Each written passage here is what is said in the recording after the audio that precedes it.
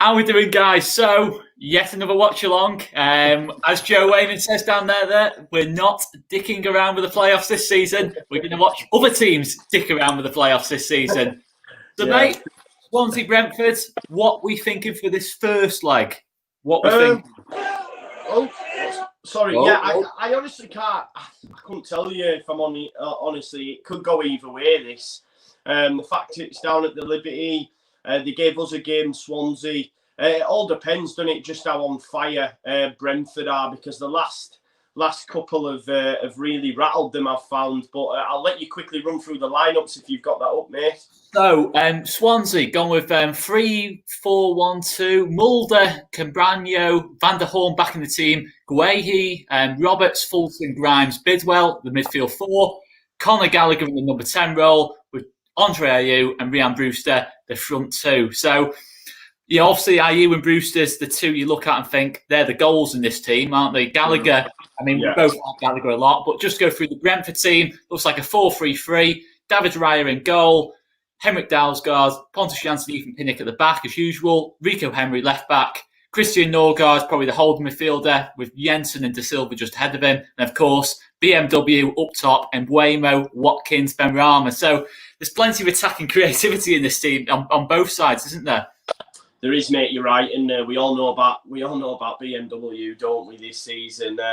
What do you make to obviously Brentford sort of faltering? Do you reckon that impacts them coming into this game? Obviously, the fact that I guess Swansea are on the crest of a wave, just getting in there on the last day, whereas Brentford, what do you reckon their mood is going into it? The fact that I think Brentford will be humbled a little bit by the last two games. I see him going a bit more defensive in this. I see him playing on the counter a lot. They're probably just going to try and get this through this first leg without losing the game, because I think the only way I see Swansea getting through this overall, I think it's going to be a very, very close over the 180 minutes. I think it's going to be one goal most in it, whoever wins. But Swansea have got to win this first leg for me, because if you go into Griffin Park needing to win the game, you leave yourselves very, very open against that front three. So I see Brentford probably just trying to be a little bit smart, probably play on the counter. And but I do think it's going to affect them a little bit. To be honest, mate, I think it's going to affect them a little bit. I think before we've had a super chat come in. You could just flash that up on the screen from Louis White. A very good question as well. So Louis White again. Louis White, absolutely top class again. Louis White donation, and let's talk about a transfer rumor. Mentioned it a little bit in the earlier one today. Jonathan David. I'll be honest, mate. I've spent the last 2 hours YouTubing, googling Jonathan David compilations, but I like what I see, mate. What about you? Yeah, exactly. Listen, I'm not gonna. Oh, Janssen! Oh my word! Brewster. Pontus Jansson straight out of position within 30 seconds. I'll tell you, he's going to have a game against. He's going to have a game against Brewster, isn't he? Definitely. I think when you look at Pontus and you think against strikers like Brewster, a bit of pace. I think we saw him against Che Adams last season, and it was a tough watch, wasn't it? So it's going to be a tough battle, but go back to back to Jonathan David. Like, I'm not going to sit here and say that, I know loads about him, because I'd be talking shite, all I know, like I say, like many people have said, he's Canadian. A lot of people were saying he's got quite a good goal record for the national side. Obviously, Alphonso Davies plays there as well, doesn't he, in the Canadian national side. He plays at Ghent. So, I mean, listen, the fact Lille are after him, or were after him until they got Morales, and anybody really that Bielsa is willing to sign off on, if indeed he has signed off on him, then I'm on board with it. And the short clips that I've seen, like there's one where there's a corner and he ends up chasing back. The short clips I've seen, he looks ideal. And I know the Square Ball have just tweeted something out as well about his goals to XG ratio being out, through the roof. So they're like, sign him up. But yeah, we've had another super chat. Very interesting one. Very interesting one. Jake 23 says Bielsa, absolutely top class. Jake 23. Thanks very much for the donation. But a very interesting one, this, because I didn't know this, mate. But apparently Bielsa was at Everton today. Was he looking at players, maybe? Yeah, so I tweeted it out from the All Leeds TV account and noticed that it was someone from The Athletic who was doing a piece on the game, spotted him at the ground. Now, I made a joke and said it must be where he's meeting the Barcelona hierarchy then, down at Goodison Park. I don't know. But you don't know, do you? Why is he there? Could he have been there? I mean, he could easily be scouting opposition. That's one thing. We know he's pretty thorough. He could be looking at players. Someone mentions, I think it was Benny talking shut, mentioned Ramsden. So you know, I don't know why he was there, but they're in here. Yeah, decent, good start to this game, isn't it? It's first little Brentford attack, isn't it? It's and like Liam Horsley said, David Brooks maybe. I like him as well. Yeah, so it'd be interesting. Liam like David Brooks, by the way. Liam's a top bloke, Liam. But yeah, no, it's Brooks is a top player, isn't he? I mean, maybe Lewis Cook. Just that one earlier today. Yeah, exactly. So he could have been there for a number of reasons, but I think it's safe to say that he's not going to Barcelona anytime soon. Just for anyone that's watching who's worried, he was at Everton today. So there you go. But it's nice. Do you know what it is, Oscar? And like I say, we'll concentrate on the game as well. If anything does happen, any flashpoints. But it's just nice for. Do you know? I've just had an acca on there, and I needed Wolves to score for like £100, but obviously they never. But as I was watching it and just seeing like Traore on the ball and stuff when he was dribbling and just like that, I turned to my partner and I was like, I cannot wait for next season now. We're going to get to see this level of football on a weekly basis. Do you know what I mean? And I'm so excited for that. And then I started thinking about doing the double over Chelsea and singing Stop Crying Frank Lampard. My mind just started to wander. But yeah, I can't wait for that. We've got some Nottingham Forest fans in the chat as well. We've had many discussions about Forest. Well, that's the thing, isn't it? I mean, I've got to say, this start of this game, 5 minutes in, I've seen Janssen give the ball away 2 or 3 times already, looking quite nervy in the build-up. Not to have a go at Janssen. I think we've all had a bit of a pop. There's a lot of poor passing going on early doors here, but yeah, it's quite a bit to this game, isn't there, mate? First 5 minutes, quite high tempo to it. Mm-hmm. I like to say, you know, All Leeds TV will try to keep you.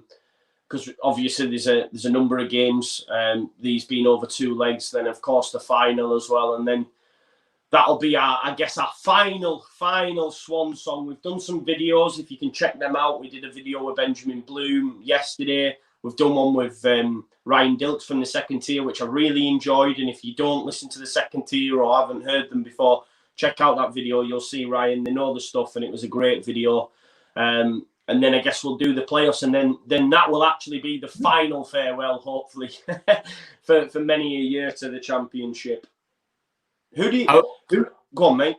Hopefully so. Anyway, you know, it's going to be some playoffs. This, you know, I think Ryan said as well. This is the most competitive playoffs in a long time. There's no clear favourite, is there? Like last year, as Ryan said, it was pretty much Villa and Leeds who you only really felt was going to win them. Yeah, it was amazing, really. But we know Derby got to the final. But I don't think anyone really thought Derby were going into that and winning that final. But I think you look at it, and these 4 teams, genuinely, any of them can win it. Any of them can win it this year.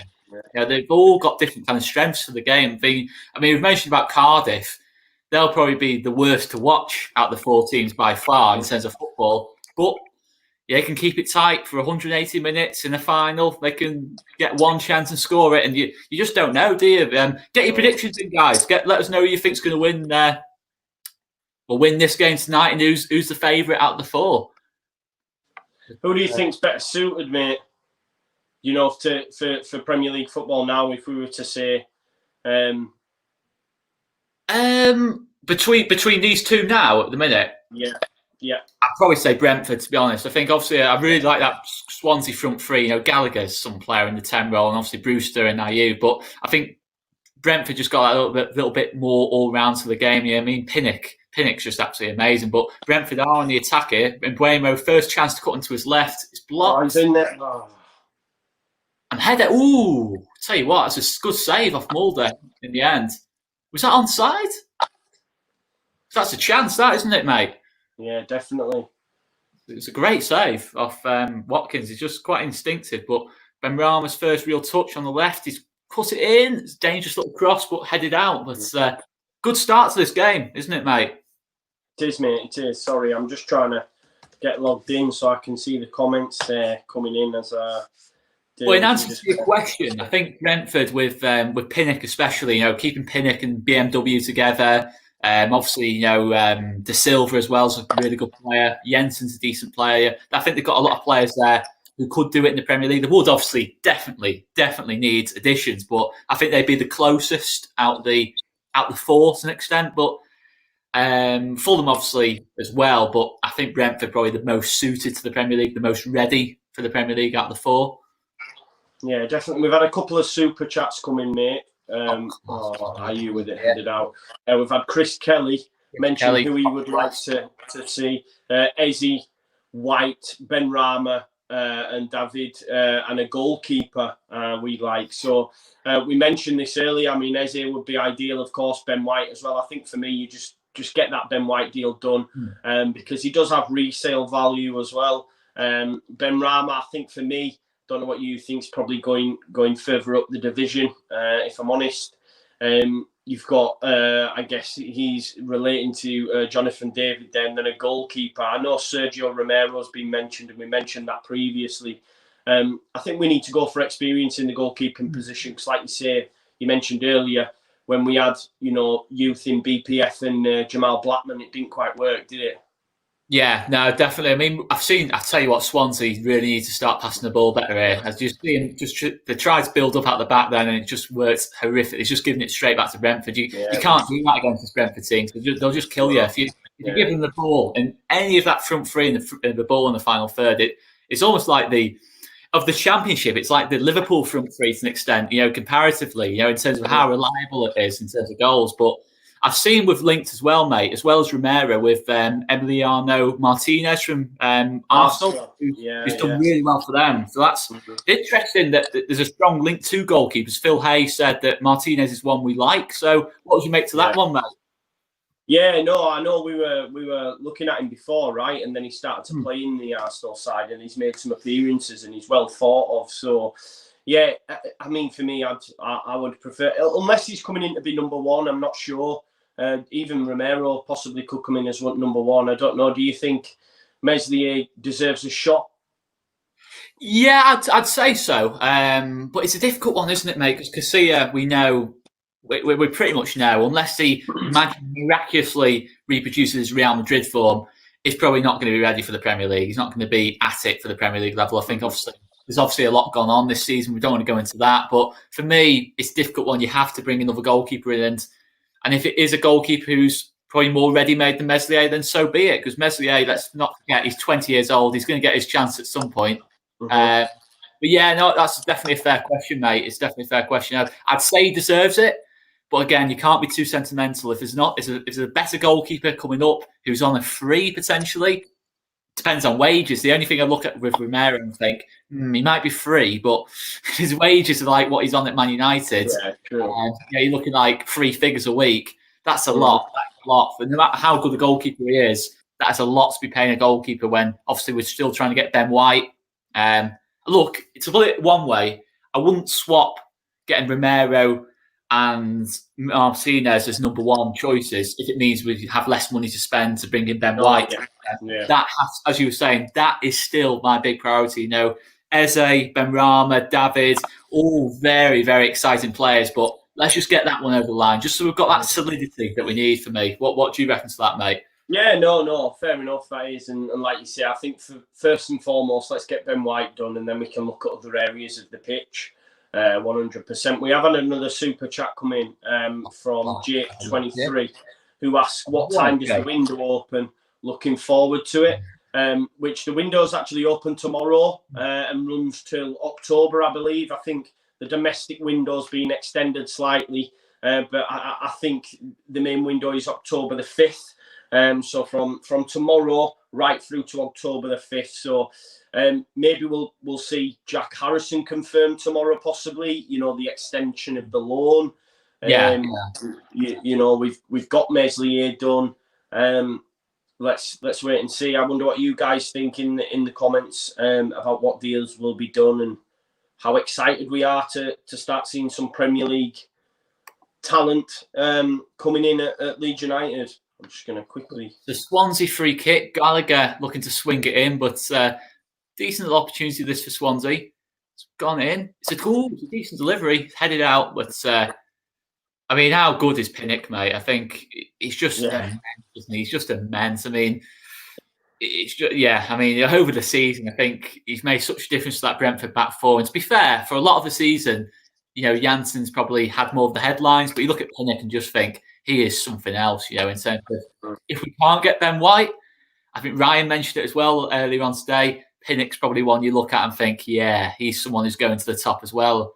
It's, but yeah, Brentford with the goal kick here. It's quite a cagey first 13 minutes or so. It was very, very high tempo to it. Not a lot of control, but quite high tempo to it. Brentford gone quite long there. For them in the chat asking me about Mamba what move do, that's what I've just done. I've just logged into another account, so I'm just going to remove it now, just so they can no longer spam the chat. There you go. That should sort it now. Another very kind super chat there off Michael20. Hi, mate. How close is David and Bielsa was at the Bournemouth game, and presumably what Michael means there? Who do you think he's looking at, mate? Top class of Michael. Thanks very much. But obviously, Joe, we've mentioned obviously about Brooks. Was there anyone else? Maybe Cook. Anyone else? Maybe even in the Everton team, is there possibly someone? There's a kid Ramsden being mentioned as well, which I don't know much about. I know Liam mentioned it on the chat, and also Ben from Talking Shut mentioned it when I shared the picture online. I'll see if I can have a look now, guys. Like I say, I don't know much about it, but let's have a look. Just see if I can find something in there. Brentford free kick just as we go to the 15-minute mark. No real, I mean, well, to be fair, that Brewster chance, I've not actually seen it back. It happened that quickly. It was just the first Swansea, just get the ball, just launch it forward, and Jansen misses it. But that's a chance, isn't it, that Brewster one? Not a chance to watch it back, mate, but he's got one-on-one there, wrong side of Jansen. You expect Brewster to hit the target, don't you? But other than that, Watkins has had a header quite speculatively well saved. But it'd be good to see, some bit of quality from either team there. But Jensen's probably going to swing this in anyway. Not a great delivery. His head is straight out.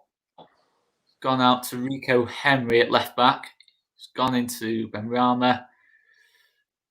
Yeah, so our man Liam's mentioned it's Ramsdale, Bournemouth goalkeeper. We were linked with him last summer for a loan deal, so possibly that might have been the sitch. Obviously, Bournemouth gone down now as well, with Watford as well confirmed today alongside Norwich. I mean, I've not seen a lot of Ramsdale, but he does look to be a good shot stopper to me. I wouldn't be able to say anything about can he play with his feet? That's quite a big thing, isn't it? It's probably almost as important as anything else. He's able to play with his feet, because if you're just a goalkeeper that's just hoofing it like Paddy Kenny, it's going to be tough in our team. I don't know why I picked on Paddy Kenny. I just thought English goalkeeper, stereotypical English goalkeeper. I thought I'll go Paddy Kenny, but you know what I mean, mate. It's going to have to be quite a continental style goalkeeper. Whether Ramsdale is that, I don't know. Let us know in the comments, guys. I mean, if you have seen a lot of him. So again, Swansea lose the ball really easily. It's a bit of a counter opportunity. Benrahma's picked it up. Oh, expect better than that, Benrahma. It's I think Watkins looks lively though, mate. What do you reckon to that? He's I was speaking to someone the other day mentioning about Watkins and saying, it'd be someone we should look at if indeed, they don't go up. And someone mentioned that apparently Wilder had looked at him at Sheffield United, and apparently there's issues with his attitude, and Wilder won't have none of it. I don't know if there's any truth in that. It's just speaking. And I just thought, Bielsa's very much the same, right? That's a good touch from IU. It's gone to bid now. Gallagher. Going for the return now. A bit too ambitious, that. Dog shite, that, isn't it? Dog shite. Yeah. Ooh. Oh, that's the free kick, no? He's left one on him a little bit there. Yeah, to be fair, it was silly though. That was silly. It was yeah. I actually know Jake Bidwell through one of my family's friends. He's a good lad, Jake Bidwell. To be fair, but it's needless that though, wasn't it, mate? Like, he's I don't always do. He is a bit of a hothead, though. I will say that much. It's you just seen it there. What's he doing there, though? He's silly. Here, like, why? Booking. You're against Mbuemo on that right hand side, and you're on the booking after 15 minutes. It's not ideal, that is it, mate? Yeah. If I'm Steve Cooper, I'm bollocking Jake Bidwell because he's. How much does Steve Cooper look like one of the orcs off Lord of the Rings? he's one ugly man. Watchalong. I think it was Connor that said he looks like someone from Art Attack that's just been very badly drawn on Art Attack. Yeah, it's brutal. But like Liam said, I think he's touching on Romero about age profile, and it fits us better was having Meslier. Listen, say what you want about Kiko. No one would have thought that would have been done. And what's to say that Orta can't pull another rabbit out of the hat? Do you know what I mean? He's got it within his skill set. I really, really rate Orta. And as tough as that first season was, he's really come into his own. Did you get to see the speech he made at all? I did, to be fair, mate. But I think I've got to agree with you on this. I will definitely give it a watch, guys. I will definitely give it a watch.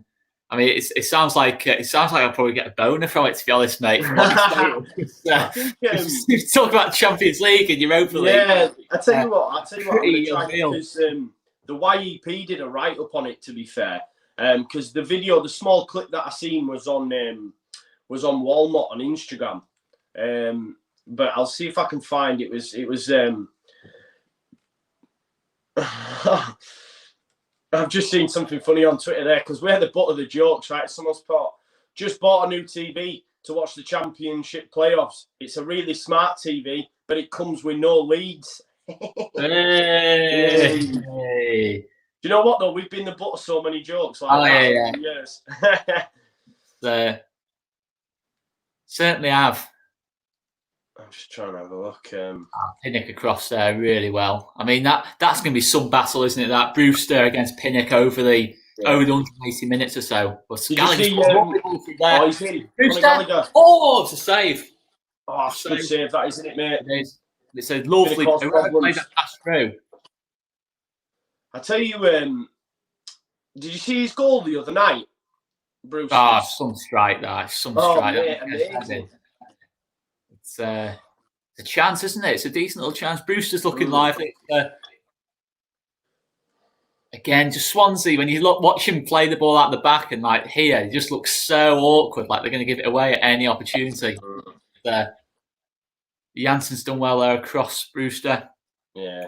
Swansea win it back. It's into Gallagher on the left hand now. A bit over it, that. Yeah, Bidwell's not started very well on that left wing back, really. He's given the ball away a bit too much, but we do have a super chat off Andy McMahon. Again, another top class, Andy. Thanks very much, mate. But again, another mention about Bielsa at the Everton game. What do we think of Bielsa at the Everton game? Maybe interested in Callum Wilson. Someone Ryan actually mentioned as well before. Great channel, guys. Thanks very much, Andy. But so Callum Wilson, what would we say to that one? Yeah, I think. If you remember as well, when we were looking at Shea, I believe we were linked with Andre Gray at one point as well, and we were all like excited about that. And listen, wasn't it not too long ago? Callum Wilson was linked with Scum, right? Or was that Josh King? It could have been them both. I'm not too sure, but listen, anyone off that ilk. Although Ryan said his career's took a bit of a dive and he's not really on it as much as he once was. If I'm honest, listen, I don't know a lot about Jonathan David, but he really excites me. It's nice to be linked to these sort of players, and maybe let's go for a little less unknown than maybe paying top dollar for a Callum Wilson. Do you know what I mean? Because we're going to have to pay a lot of money for him. Oh, 100%. That's the thing. I mean, You know? I mean, what I would say about Wilson is he was actually in the England squad, like a year ago. This time a year ago, he scored for England, and it's like backup choice to like Harry Kane kind of thing. But that's what I mean, mate. As we go into the first water break, but yeah, a lot can change with a striker's career. You know what I mean? It's like Bamford. Obviously he had a couple of games where he was missing chances, and then suddenly, one goes in against Blackburn, and he finishes this season really well. It's just all about momentum, isn't it, with strikers? And there we go again. Thomas Frank's got the tactics board out, and after that, what do you reckon then? That first sort of 20, 23 minutes, if it was a boxing match, how would you describe it? Pretty even? Yeah, mate. It's been backwards and forwards, really, hasn't it? To be fair. Look at Thomas Frank here with his tactics board. Absolute wanker. What can he possibly get into the players in 30 seconds in that? I mean, it's just overcomplicated. Do you not think that's overcomplicating it a bit? Yeah, it's interesting to see the fourth officials having a go here as well, I think he's having words. It's taken, the whole point of the water break is just to, like, a quick 30-second, 45-second break. Put your board away, Frank, and just, sit down. It's true, though, because that's not what it's for, is it? It's not, you can have a quick chat, but let's not start fucking getting tactics boards out. See, but the thing is, I don't want to go on about Spygate, but Spygate was against the rules as well. But that's against the rules too, so, why is the same criticism not being used there? He's taking advantage of the water break, just like we supposedly took. Anyway, I won't go into that, mate, but we have got another chat from Liam. Which players thanks very much, Liam, mate. Which players do you see leaving? Kiko, obviously. Yeah, we were talking about this earlier, weren't we? I'm not. Oh, that's a chance. I should score. You should. One of Ollie Watkins' quality. I don't know which one you've flashed off Liam Horsley's chat there, mate. I don't know what you've done there. Sorry, mate. There we go. Is that me who's done that?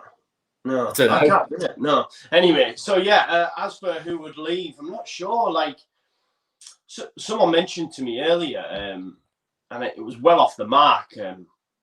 Rob, he mentioned Forshaw, and I was like, no, that's madness, because I think he'll be more suited to the Prem. But I'm not really sure. I mean, what about you? I can't really pin. I don't think we have a big enough squad, really. The only way I could see people leaving would be loans. I know I've heard Shackleton maybe could go on loan. Someone mentioned Stoke to me earlier. Shackleton to Stoke. I've heard Robbie Gotts to Huddersfield. Whether or not there's truth in these, I don't know. You've got Ryan Edmondson. I think we're more likely to see younger players leave on loan as opposed to any sort of transfers. I don't know. Like, who do you think? I mean, Liam, let's know you, mate. To be fair, I think Kiko's obviously an obvious one, isn't it? We're looking at a goalkeeper already, but I guess even people like Barry Douglas, I still think will be kept on. I think they'll be kept on. Obviously Barry's going to be kept on. So I'm the same as you, mate. I think the younger players, I don't think all of them will go. I think he'll still keep hold of the cream of the crop to an extent. Say like Pascal Strauch, I think he'll probably will want to keep him as backup to KP. If KP's out, I think. Would you be happy with that? Would you be happy with that? Well, keeping Pascal Strauch as backup CDM. Because I think obviously if Forshaw's fit as well, you have obviously the option to bring Forsh a bit deeper, or even Click a bit deeper. So to be honest, mate, I'd be happy with that. I think obviously as we want to progress, we might need more kind of like of a reputation in that position. But for the time being, I think he's looked really good, Strauch. I think with that left foot, he's quite similar in style to KP. He can spray the ball with the left foot, and he's improved a lot. And mate, I'd be happy with that. But I think obviously people like Pascal Strauch, Ian Pervader. To be honest, I'd be surprised if Shackleton went, out on loan. So a lot of people are saying that in the comments, mate. And listen, I'm not professing to be ITK. I just had a conversation with someone earlier. And they were talking about, possible exits and mentioned Gotts, Huddersfield. I know Liam's mentioned Bogus. That was another one that came up. And then the name Shackleton to Stoke. I don't know. I mean, I've definitely seen Stoke being interested. You know what I mean? Definitely look at that. He's made an error there. Oh, he's got away with it. But let's not. For me, you've got to look at the job Michael O'Neill's done at Stoke and fancy them next year, 100%. And if he brings in some more of his own players. But I know I agree with those in the chat as well. It was a surprise to me when Shackleton was mentioned. But listen, this season, if you were to look at it, has Shackleton had enough game time for us to think, oh no, he definitely wouldn't? Probably not. So there is a chance that he could move on. Not permanent, don't get me wrong. Shackleton's one for the future, but that's just what I'd heard. But again, I'm not professing to be ITK. Because I think the thing is as well is with Forshaw being out for the majority of the season, you think that'd be opportunity. Shackleton, obviously Roberts has been out as well. But he hasn't really been given the chance. But the only reason I thought Stoke was because Joe Allen's been out for quite a while. And I'd imagine when Joe Allen comes back from injury, he'll probably be into that team. And whether they'll change both midfielders. But it's a possibility, mate. I think Are they looking to move Joe Allen on? He'll be a big earner. He's getting on a bit. He'll be a big earner. Yeah, exactly. So I guess we'll wait and see. I think the majority of the championship would take Jamie Shackleton. I think the vast majority of the championship would say, he's someone we'd want in the squad. But it's the same with the likes of Robbie Gotts. I mean, you just have to listen. No, we haven't seen an awful lot of him, but that first half against Arsenal, when he's up against the likes of Ozil, etc., he did not look out of place, man. And it was unreal in that first half. So, and like I say, I mean, look at how well thought of Bogus is. Could Bogus move on loan? He'd be someone I'd want to keep at the club for long term. But I guess more back to Liam's point. I think if you were asking me a further season into the Prem, I'd be saying probably move on Alioski, probably move on, these players that are coming on and making odd impact. First season in the Prem, First season in the Prem, not so. But if we were to consolidate, I think we'll do better than consolidate personally. But I'd be then looking and saying, right, maybe move on some of them fringe, players. But that's just my opinion. Not right now though, because obviously we've not got a big squad. But we'll see. Chris Kelly says Gotts and Bogus both being touted to join town on loan to work with Carlos. I know you did a bit with the Huddersfield podcast this week. I don't know if it's been released yet, but look out for that, guys. Oscar made an appearance to talk about Corberan. Leif Davis as well. That was another one, Liam. Sorry, but go on, Oscar. I'll let you. Leif Davis has been mentioned quite a lot because obviously Leif Davis now you look at and think he's very much kind of third or fourth choice centre left back, and but we know Leif Davis looks a real player, doesn't he? Look, he reminds me a lot of Charlie Taylor in his early days at Leeds. Very energetic, pushes forward. But I definitely get the feeling that if there is our younger players going, the likes of Bogus, Davis. Even John Stevens, people like that, maybe even Ollie Casey, people like that will probably go to Huddersfield, and Corberan will look to promote them because I think Huddersfield is inevitable. They will go for a younger squad, probably try and build from there, really. But Brentford on the breakaway here. Tell you what, it was good battle there. Ben Rahman's done ever so well to keep hold of that ball. Do you know one, though, there you mentioned, and every time I've seen him, to be honest, I've not been impressed, is Jordan Stevens. Every time I've seen him, and he's used him a lot off the bench. I remember he used him a lot in the first season, and I've never really been, he's on side there, surely. I've never really been impressed with him as opposed to the rest. Every time he's used someone, normally when they've come in, I thought you can see something there. I've just not quite seen it with Jordan Stevens, but again, I haven't seen enough of the under 23s to sit there and say, no, he's definitely not got it because I've not seen enough of that. But we've had another super chat come in, mate. Michael 20 says, again off Michael. Yeah, thank you. He says amazing content. Hope you have more content in pre-season. We will continue to get as much out as possible. And if we're being honest, guys, I don't know what you guys think. What we were thinking when we get to the Prem, he's also doing just watch-alongs for Premiership games as well, just like we are doing now. For the Championship playoff final, and like we did in lockdown for a lot of the other important games. We were thinking of bringing that into the channel as well. And he does say it'll be interesting to see who replaces Carlos. Do you have any thoughts on that, Oscar? Yeah, I can't tell you some of the information I've had because he's quite close to being my dad, who has been linked. But for me, I do think it will be Flores or Reyes, one of the two of Bielsa's assistants who'll probably get promoted as academy managers, and then obviously still keeping their old job, because I think it is a loss, Corberan, in terms of the work rate he puts in for the club. He's almost got like 4 different jobs at the club, and now he has enough time he's had enough time to sleep over the last 2 years, to be honest, mate. The amount of analysis he puts in, so it's a loss. But I would have thought, the people that have followed Bielsa around throughout his career will probably be the ones who he entrusts to put in, but. But I think one to maybe mention, someone I've mentioned to you before, is to watch out for. Kuko Zaganda. Remember the name, Kuko Zaganda. I've mentioned him before to you. He's someone Bielsa trusts a lot. He's very close to. He's not been mentioned by any kind of media outlets yet. But the only reason I have a feeling that could happen is he was his academy coach at Bilbao. They still have a strong relationship. I know that for a fact, to be fair.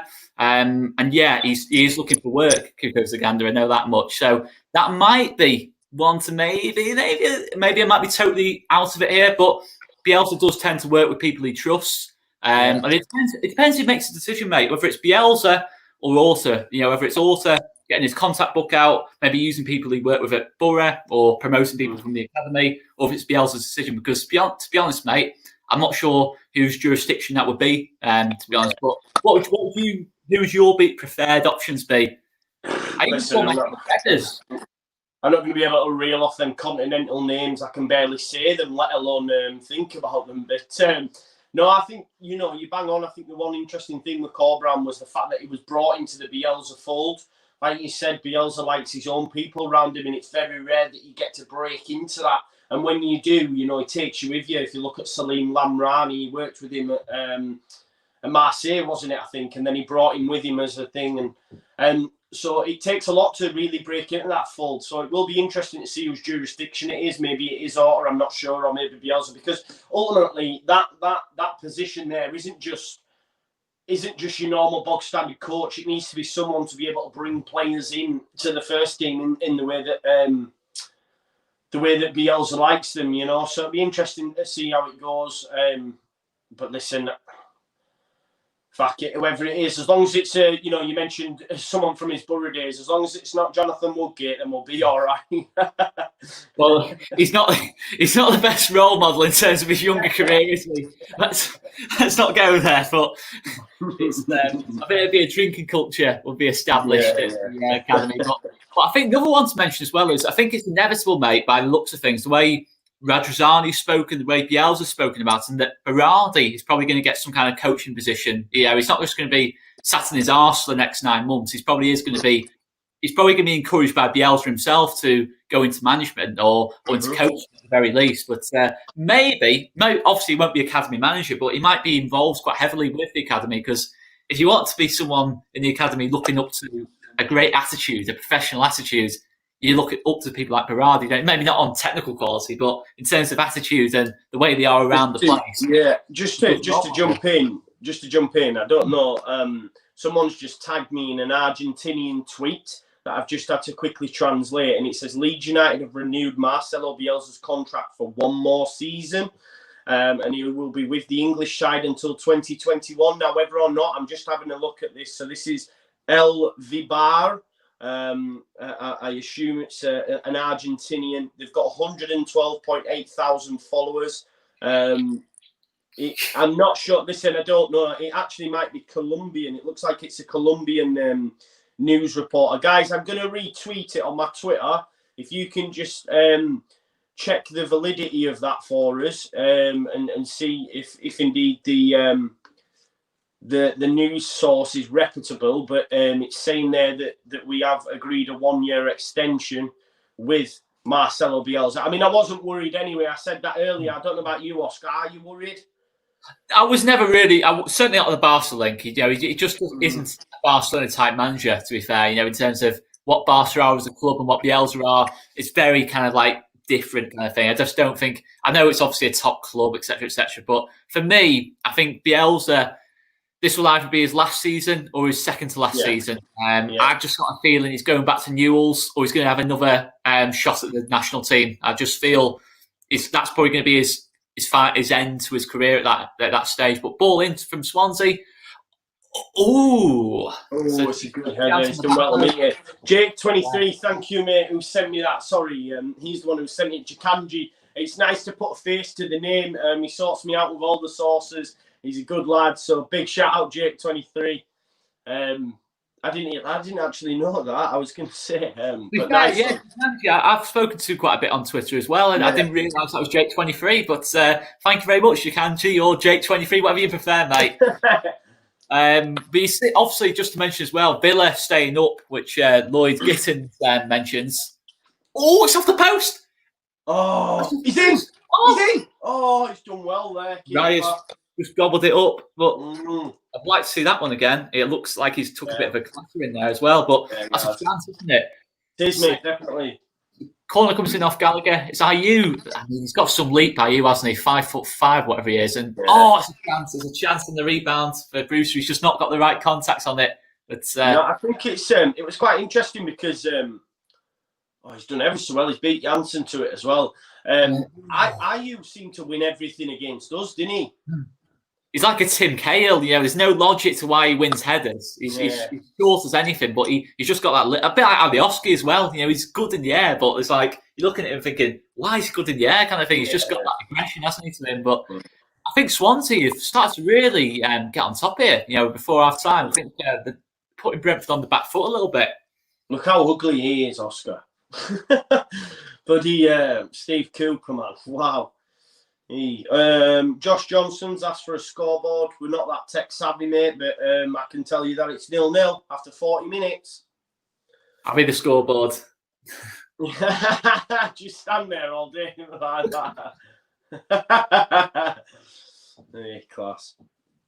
It looks like Rayo's back on his feet. But yeah, I don't know what you think, mate. I think Swansea are starting to get on top a little bit. It's been pretty even over the 40 minutes, but they're having a bit of pressure, aren't they? They can see they're going for it. To be fair to them, the temptation against Brentford is just to sit back and just hope for just stop BMW. But they've took it to him a bit, haven't they, mate?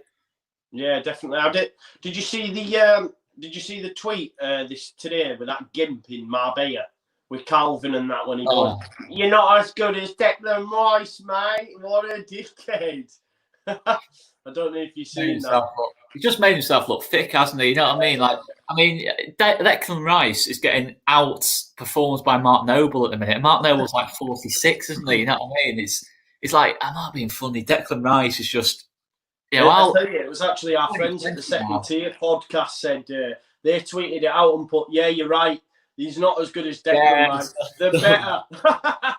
And I thought, yes, get in there. I just love Ben White's reaction to it. Like, Calvin was chilled out, and then Ben White was like, should I knock this twat out kind of thing? I didn't realise how big Ben White is when you saw that. And you saw that, and you think, he's actually a proper size kind of thing. You don't realise how big he actually is. And then I was like, he had some balls on him, that guy, to do that, because you don't know how it's going to play out, But he's.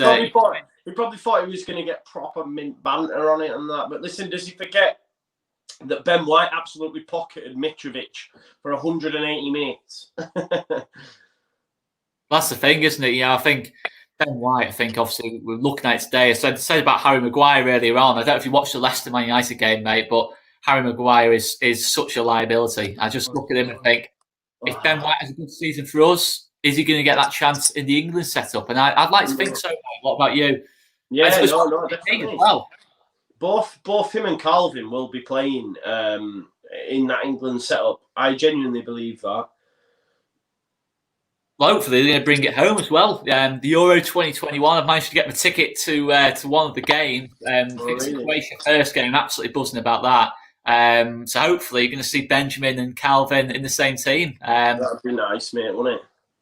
It's certainly better than having to cheer on Jesse Lingard, whatever, and that little clap like that. It's just like the least enthusiastic. He's shouting. I can't believe how much that kid's getting paid, man. But he scored today, so he'll live off that for another 6 months. Exactly, yeah.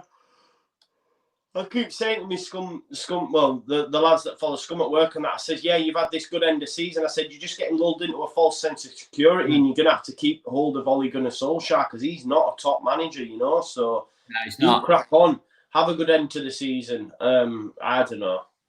No, I agree, mate. I think obviously it's just Fernandez has gone in there and he's obviously, well, let's not talk too much about Man United, but I don't see them challenging Liverpool City. I think every team in the Premier is too far behind those two.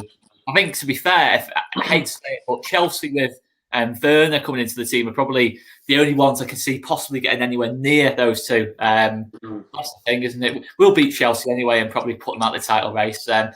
Luke Ayling will just pocket Werner, no problem at all, and it'll be job done kind of thing. But how gutted would you be, though, mate, if the first game is Chelsea and we can't be there? Chelsea at home. That's the thing, isn't it? Yeah. It's such an advantage for Chelsea. What's that? Sorry, mate? It's such an advantage for Chelsea or Man United if we play one of those first without the crowd. I think it really puts us on the back foot there a bit. Yeah, 100%. It's actually I'll be gutted if then sort of big games are prior to us being back in the stadium. It's going to be interesting as well because even in October they're on about saying that only a certain percentage of the crowd will be allowed in. How are they going to work that out? I've heard mention of like a almost like a rota that some people can go to like the first game and then other people can go to the second game. Well, that's surely, like, can you imagine as a season ticket holder being told that you can't go?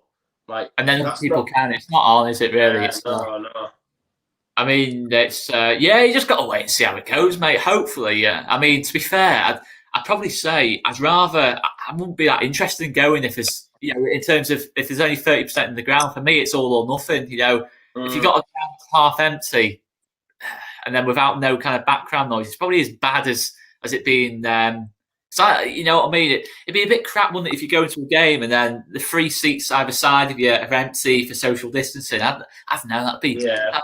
I'd probably rather watch the game. Probably be controversial, this, but I'd probably rather watch the game in the pub with you guys, to be honest. Than do that. Yeah, no. Can you imagine? Like, I guess you would be expected to keep your hands to yourself upon celebrating as well, which.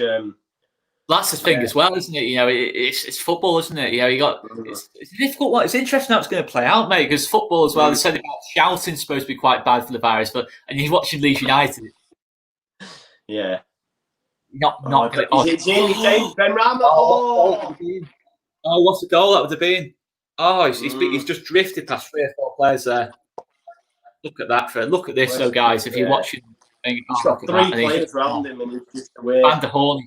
It's not many people get past Van der Horn like that. No. Oh, that's brilliant. That's just absolutely brilliant. That finish though, he's just leaning back, but he's just phenomenal, isn't he? He is, mate. He's a exceptional talent. Exceptional talent. That's why I think, if I'm honest, he'll go further up the Premier League ladder. I think, if I'm honest. He looks like a top 6 kind of Prem player, like an Arsenal kind of player. Probably someone who, Arsenal obviously struggling a bit. They'd probably look at that and think they've got a low budget. They'll probably go in for someone like that, or maybe even Tottenham. It's I'm not sure like he's going to be like at Liverpool or City, if you know what I mean. He's probably going to maybe in Everton, but I agree with you though, mate. I can't see him coming towards or one of the promoted sides. I do doubt that, to be honest. J23's asked on Super Chat, do you two want the sauce? Because I will be at work. Yes, provide us with that if you have that. Absolutely. It's a free kick to Swansea just before our time. If we can get a goal here, it would be absolutely massive. It's not a particularly great free kick off Grimes. They're trying to recycle it, but not a great ball back. With that half time.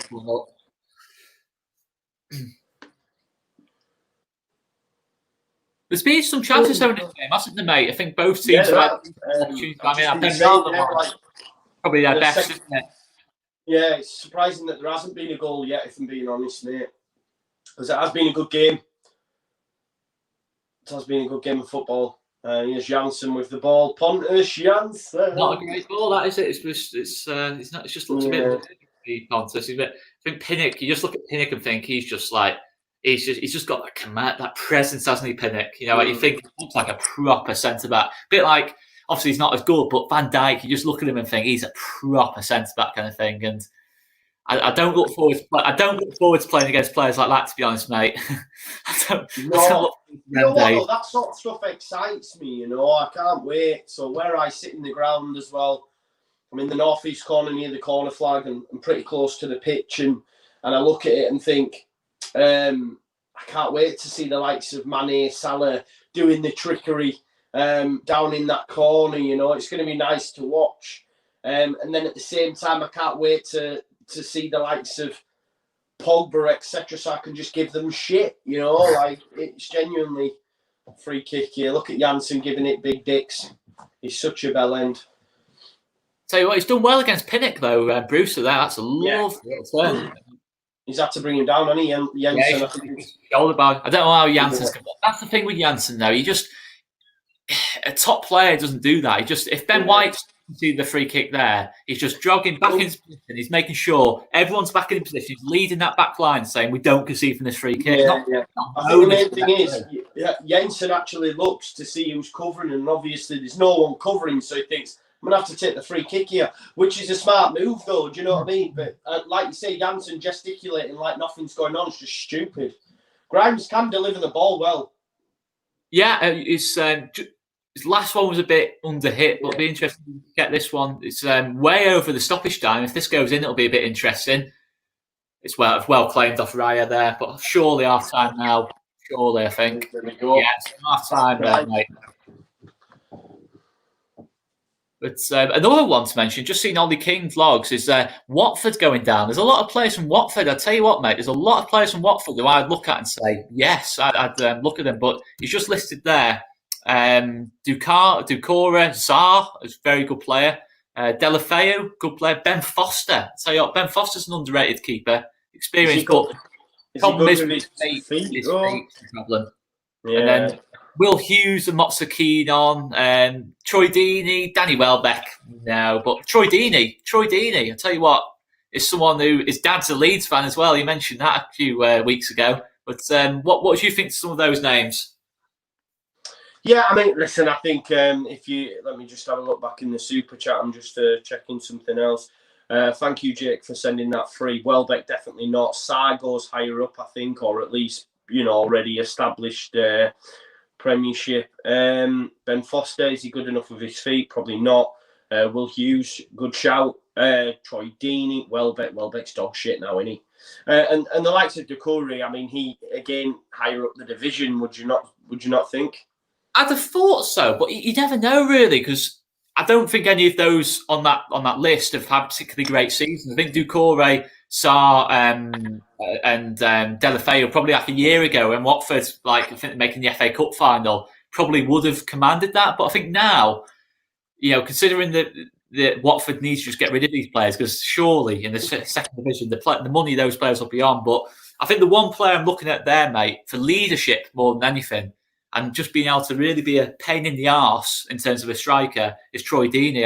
I've never, you know what, before that I hadn't even considered Troy Deeney, but I just think he's an experienced Premier League player, and he's quite consistent, isn't he? He consistently gets sort of 10, 15 goals a season, and he does a lot of what Bamford does, but probably to a higher extent. I don't know, what would you think to that, mate? Yeah, sorry, mate. I'm miles away there. I'm just checking some things coming through there. I missed the last bit, if I'm being totally honest. So you've just asked me a question, and I'm miles away. So I apologise.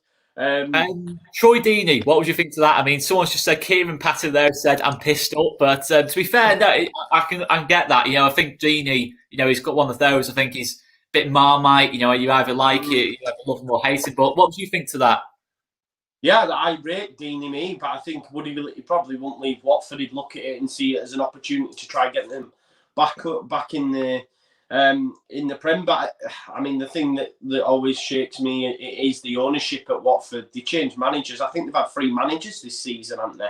It's absolutely crazy. Let's come back to Michael eventually. I always felt, as much as they kept somehow, I think the year they went up, I don't know, it was years ago now, it's 4 or 5 years ago now, but if you remember that year they went up, I think they finished the season with Jukanovic, but they had like 5 or 6 different managers that season. They had like all sorts of managers, and I don't know how their owners are Italian, right?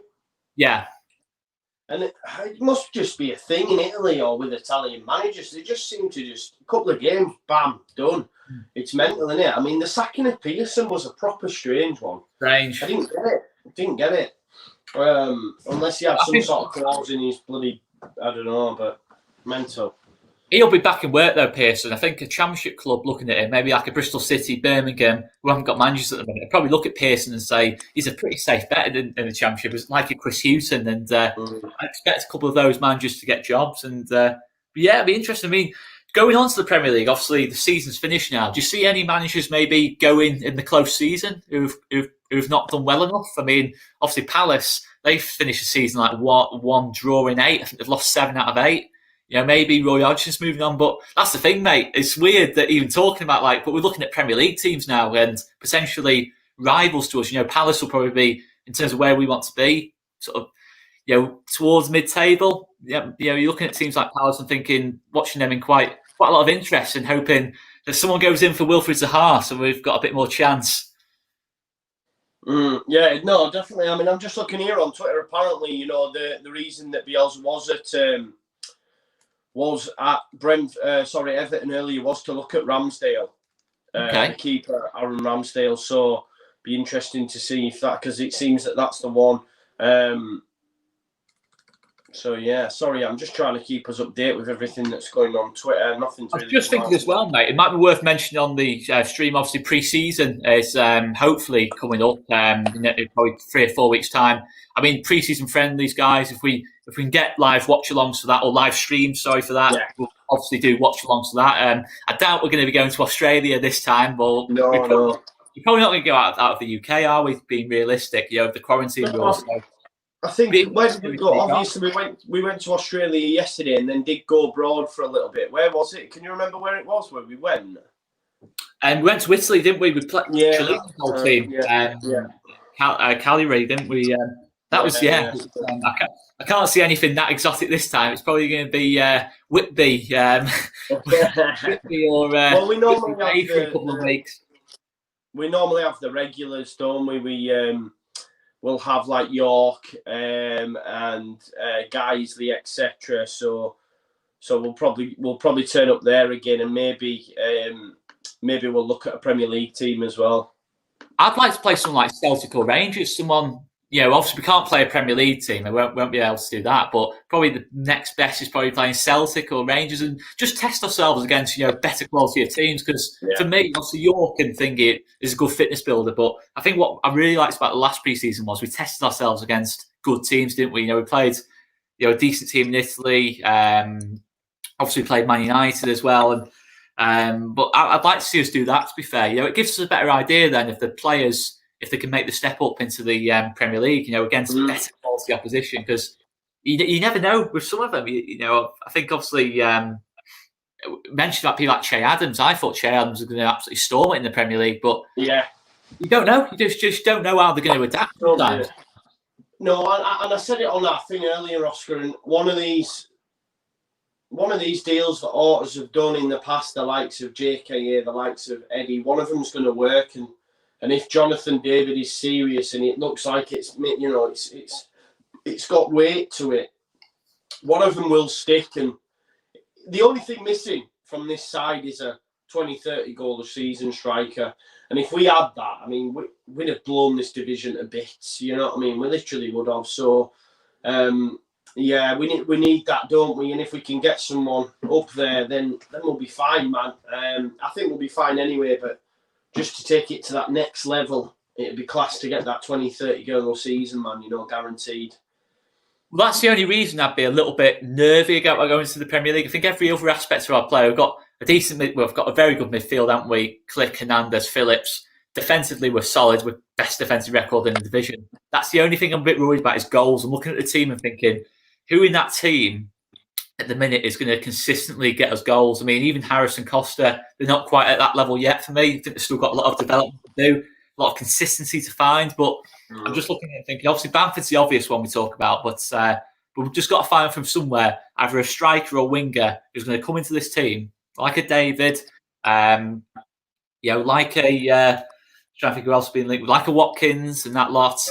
Who's just going to bring goals to the team. I think obviously Buendia's been mentioned, but I'm not sure if that solves our issues. I think we create chances fine. I don't really see Buendia as a finisher as such. I see him more as a someone who's going to create rather than finish. And I just think goals now, mate. I know it sounds quite a narrow-minded view, but I just think we just simply need to look at who's going to get us 15, 20 goals in this team, and just because when you're playing teams like Burnley, you just need someone to put the ball in the back of the net. Put the ball in. Take this round. Don't let them shit out here, because Burnley, Sheffield United, etc., are just going to we're going to have loads of the ball. Just don't let them shit out here. Just get someone in that team who's just going to put the ball in the back of the net, because we won't get as many chances next season. Yeah, we know that. We're facing people like Van Dijk, Laporte, etc. We are going to have games where it's a bit frustrating in the final third. You just need that one player in there just to bury it, just take the chance. Yeah, exactly.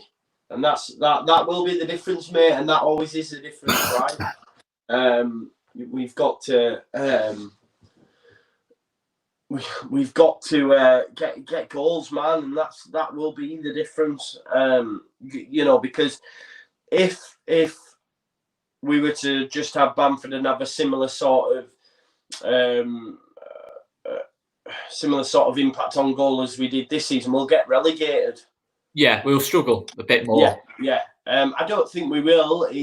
I'm just saying, if we were to just have Bamford and he was to lead the line and he did miss chances like he has done this season, then we'd probably be relegated. But the difference is, these people...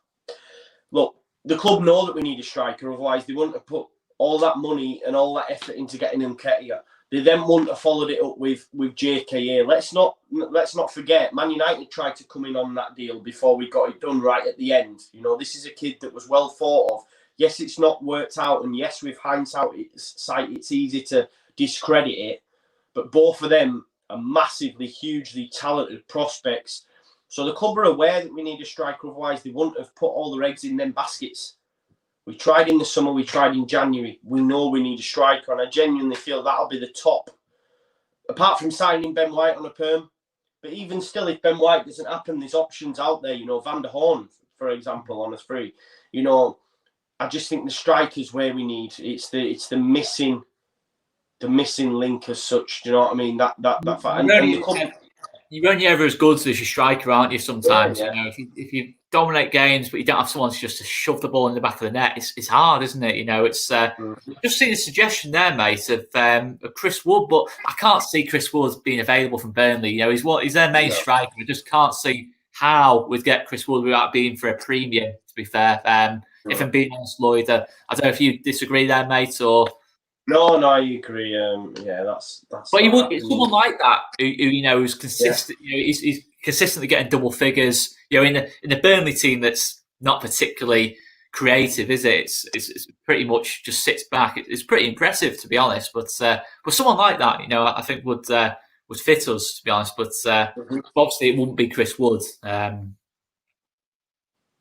No, it wouldn't. And a lot of people said I wouldn't mind. I think someone just said they wouldn't mind two strikers. I don't think we'd do that. I think he sees Roberts as an option there if needs be. He's played Harrison in a false nine there before.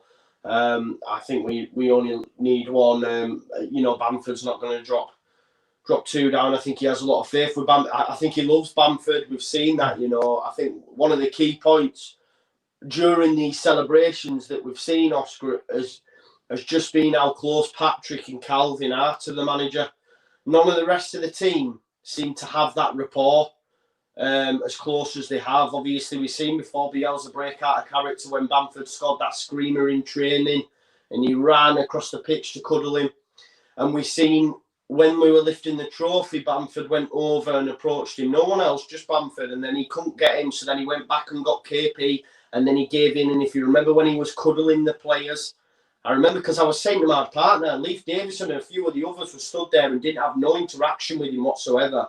And he only seemed to, select few and he was embracing Pablo, then Calvin, and he did a double embrace with Calvin, then Patrick. So, you know, there's no way that he bombs Patrick out. Do you know what I mean? We'll just add another there, I think. I don't think he should, to be fair, mate. I don't think he should. I think there's a lot about Paddy's game that I think, you know what, in the Premier League, it might be quite handy. You know, obviously, you know, when he's backing into a defender, he can hold the ball up and, you know, play nice little balls around the corner and that lot. I think there's a lot to Paddy's game that, in terms of technical quality, that say, yeah, it's decent, but at the end of the day, from your striker, when you've got people like Pablo, Click, creating chances, you just need someone in there to finish. And I do still think, even if we did get, you know, a top end striker, say if we get another Nketiah, obviously it won't be Nketiah, but we get another Nketiah who scores goals, takes chances, I still think Paddy will have a part to play. You know, I still think he'll definitely be the first person to come off the bench. And let's not forget, you know, it wouldn't be surprising if we start the season with Bamford. You know, if we bring in a striker, and if it's very much playing second fiddle to Bamford, and I don't necessarily have a problem with that. But as long as we get the best out of the backup striker, you know, we bring him on, give him proper chances to impact on it. And that was the only frustration, I think, over the season was with Nketiah, that he was putting in some excellent performances when he came on, like Barnsley away, Sheffield Wednesday away. I mean, I was watching him and thinking, I've not seen a striker do this since Mark Viduka, some of the stuff he was doing with the ball. And but he just never really got that opportunity. I would like to see if another striker is coming in and does well, he keeps that place to an extent. It's not too much over loyalty to Bamford, because we can't afford, like Bamford has done at times this season, to go 11, 12 games without a goal. Because if that happens, mate, we are in trouble. We are in bother. We are going to lose games, definitely. If that happens, then we're losing games, aren't we? Basically, I think there's a lot in that. We're losing games if we're not scoring goals for that length of time, and it all depends on how we start, doesn't it? I think we'll start well, mate, regardless of who we've got. I think we'll come flying out of the blocks. I think the 38-game season helps us as well, as opposed to 46. If you think about this Leeds United side and taking off that many games, what you're looking at there, you know, 8 games. It's a lot of football. I think it helps Pablo a lot. Yeah. You know, Pablo at his age, having to play a lot less games, I think that's a big help to Pablo, and it might potentially allow him to, you know, play more than we expect. He might even play more than he did this season. You know, he only just started over half our games this year, but when you're playing less, and you know, you got a full week's recovery. Yeah, exactly. I think Wolves. I can't remember. I think it's Conor Cody about a year or so ago, when Wolves' first year back, he said it's been so much easier fitness-wise, because you just, you know, you get time just to properly recover. It's not like Championship where you're playing, you know, Saturday, Tuesday. You just get a lot more recovery time, and it might help us. To be fair, it might help us. I think it will.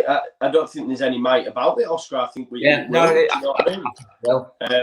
And Tommy Firth makes a good point in the comments, saying he believes Helder Costa will be class next season, and you know, I'll ask you that. And every player really, I don't know any in this current squad that's digressed under Bielsa. Everyone's got better and continues to get better. So surely and hopefully we'll see that with I was going to say with Tommy as well, as though Tommy's playing. Hopefully we'll see that with Helder as well. What do you think, mate? I mean, you might be able to play Tommy. I don't know. It's I'd agree. I've spoken to Tommy a lot. I Tommy, mate. To be fair, I've spoken to him a lot on Twitter. He's one of my buddies on Twitter. But yeah, he's a massive fan of Costa. I'll tell you that much. But I'd agree. To be fair, I think with Costa, I think we've seen with Harrison already that after playing as a winger in this team is very, very complicated. You know, you're spending a lot of the time without the ball. It's all about making runs and, you know, doing your bit defensively, passing the ball well, not losing the ball. And I think it's a big adaptation that from where we was played at Wolves. And what I will say as well is that a lot less teams will sit in against us, so you'll have a lot more space, you know, to attack. You know, we're not going to have games like, say, Luton. I can't see us having games like Luton, like, you know, a couple of weeks ago.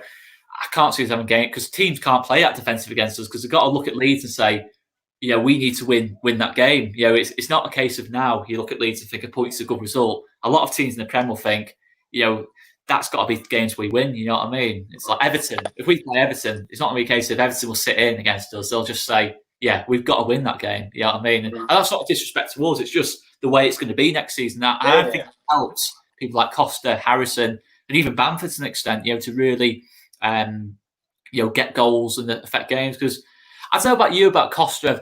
I've been a little bit disappointed. I'll be honest, mate. 100%. But I do think the signs are there that he's a serious player. I think there's definitely signs there. I mean, that Stoke performance I thought was probably one of his best. Yeah. It's just a shame he got that injury against Barnsley. But I think another player I like is Poveda. I think Poveda, I like a lot about him. He's maybe a good backup option to. I don't see him going out on loan. Put it this way. I don't see Poveda going out with me, if I'm being honest. I don't. And you're right. I do think Costa will get a lot more joy in the Premiership. I think our style of play is suited to it. It's the teams like Everton and Palace, etc. that we can get results from. I think so. Yeah, 100%, and we'll surprise a few of the big teams. But I do want to keep saying it just to sort of set expectations, because we have that sort of platform. Not that we're be all and end all, but but Ben Bloom made the point yesterday saying you have a platform, and it's about not getting worried, because I genuinely feel like we could get a result against the City, etc. But then we could also get pumped 4-5. Do you know what I mean? It just depends how it works out on the day. Be interesting to see. But I'm just glad that we're back in the big time, back in the Premier League. I'd take him on loan, by the way, Conor Gallagher. I'd take him on loan in a heartbeat. Definitely, I like a lot about him. He looks like an upgrade on Saïd's kind of thing. He's a very similar to Saïd, but he's actually got end products. He doesn't he doesn't just like keep running kind of thing. He actually passes the ball as well. But I like him. I like his attitude. He works hard.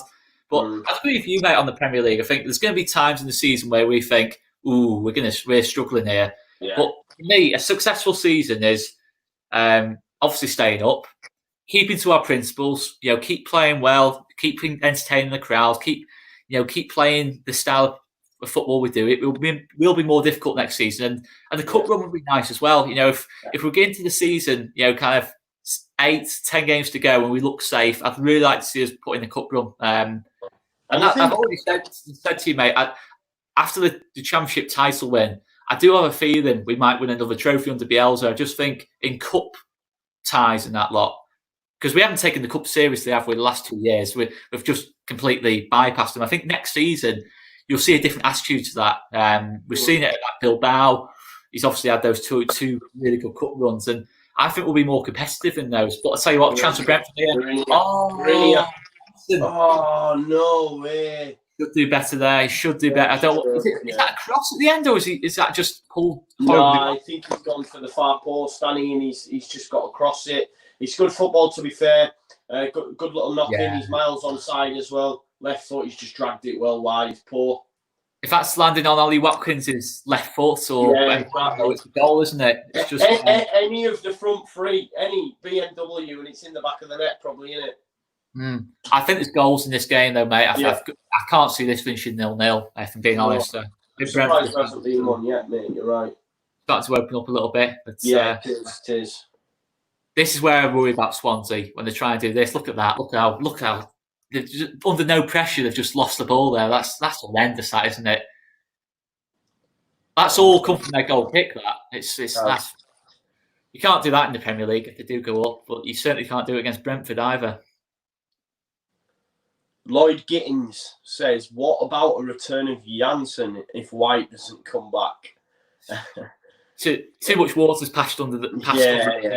I mean, I think we've obviously dissed Janssen quite a lot, but the quality's there of Janssen, isn't it? But I don't think that's right now for us. I think after what we've seen White do, I think we need that cool head.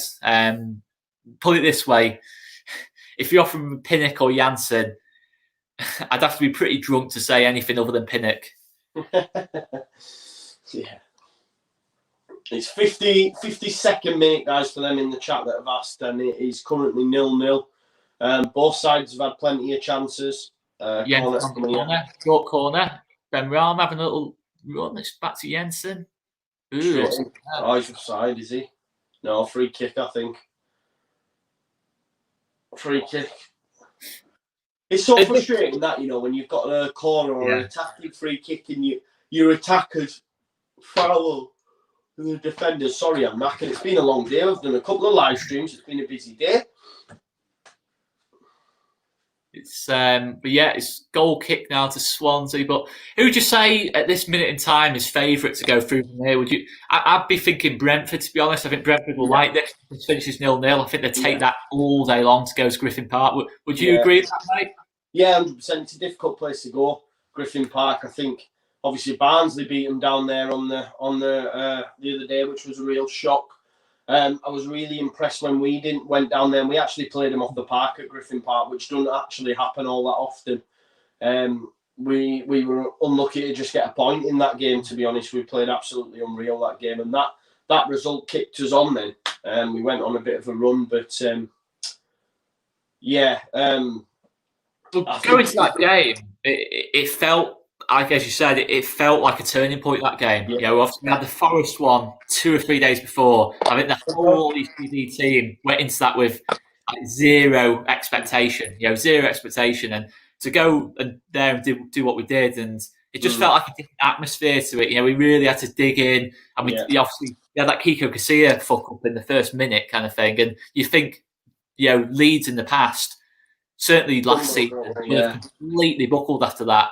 Yeah. But I just thought the way we fought back in that one, and tell you what, ball in here, it's not it's cleared in the end. But yeah, I'd have to agree there, mate. I think from that point on, I was always confident, even after we lost to like Wigan and QPR, how we lost those games, mate, I still never be able to explain. One's a handball from Wales and then the other's a goal straight from a corner kick. It was never going to last that for me. No. Well, after that Forest game, I was starting to worry a little bit. I was starting to think, you know what, we didn't play well in that game. But just after that Brentford game, I think it was the lift everyone needed, the players, fans, Bielsa himself, and it felt like the big, when we look back at this season in 20 years' time, it'd probably be that game we'll look at first. Mm-hmm. It coincided with the return of Calvin as well, didn't it, after his 3-game ban? It was...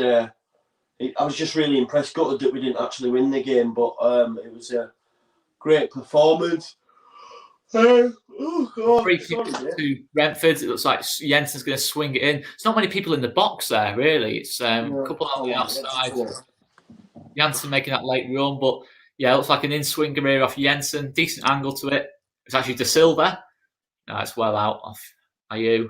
Ayew wins another header there. They try and recycle it, and Buemo with the ball in. It's a good ball. It's missed everyone. Missed everyone.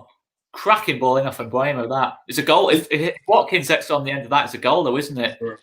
There's a lot of stuff in the comments that I've seen. I know TalkSport mentioned it. I think it was Adrian Durham actually mentioned John Stones.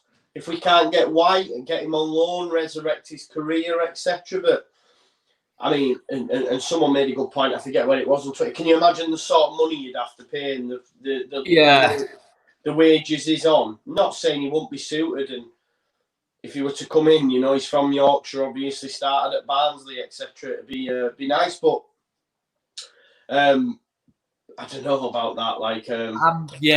I mean, to be fair, Stones gets absolutely hammered, doesn't he? But I don't think he's a bad player as such. I don't think he's City standard, put it this way. I don't think he really ever has been at that kind of level. I think he went too early to City. I think he should have had another few years at Everton. Obviously being from quite near to Everton, I know a lot of Everton fans who said the same, saying he's gone too early. He's at 20 years old, it's too early to go to City.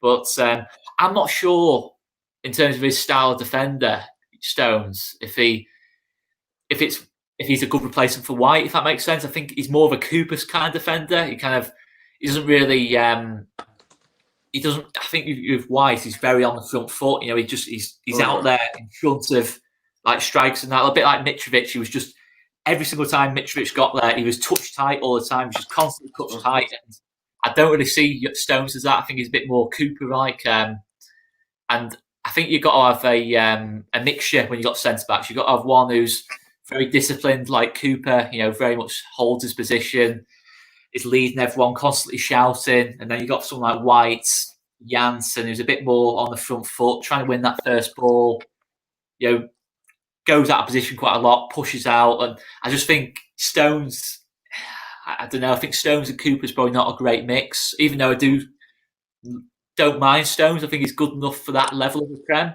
I'm not sure that would be the best signing for us right now. And then you obviously said about the wages as well. I don't think you could justify your wages would have to pay John Stones in terms of the impact it has. No, that's what I mean. Let's not forget, he's still error prone. And that's not going to change from leaving City. It might even get worse. Playing through us, he's going to get more exposed. And that's not. I just think for John Stones and Leeds, I think he needs another move. I think he'd probably suit more of a Villa, probably. Maybe a Brighton, maybe even Everton. Maybe we can go back to Everton. I don't think it'd be the right move for club or player at this stage, to be honest. And of course, I mean, there's a lot of stuff in the comment as well about Thiago Almeida.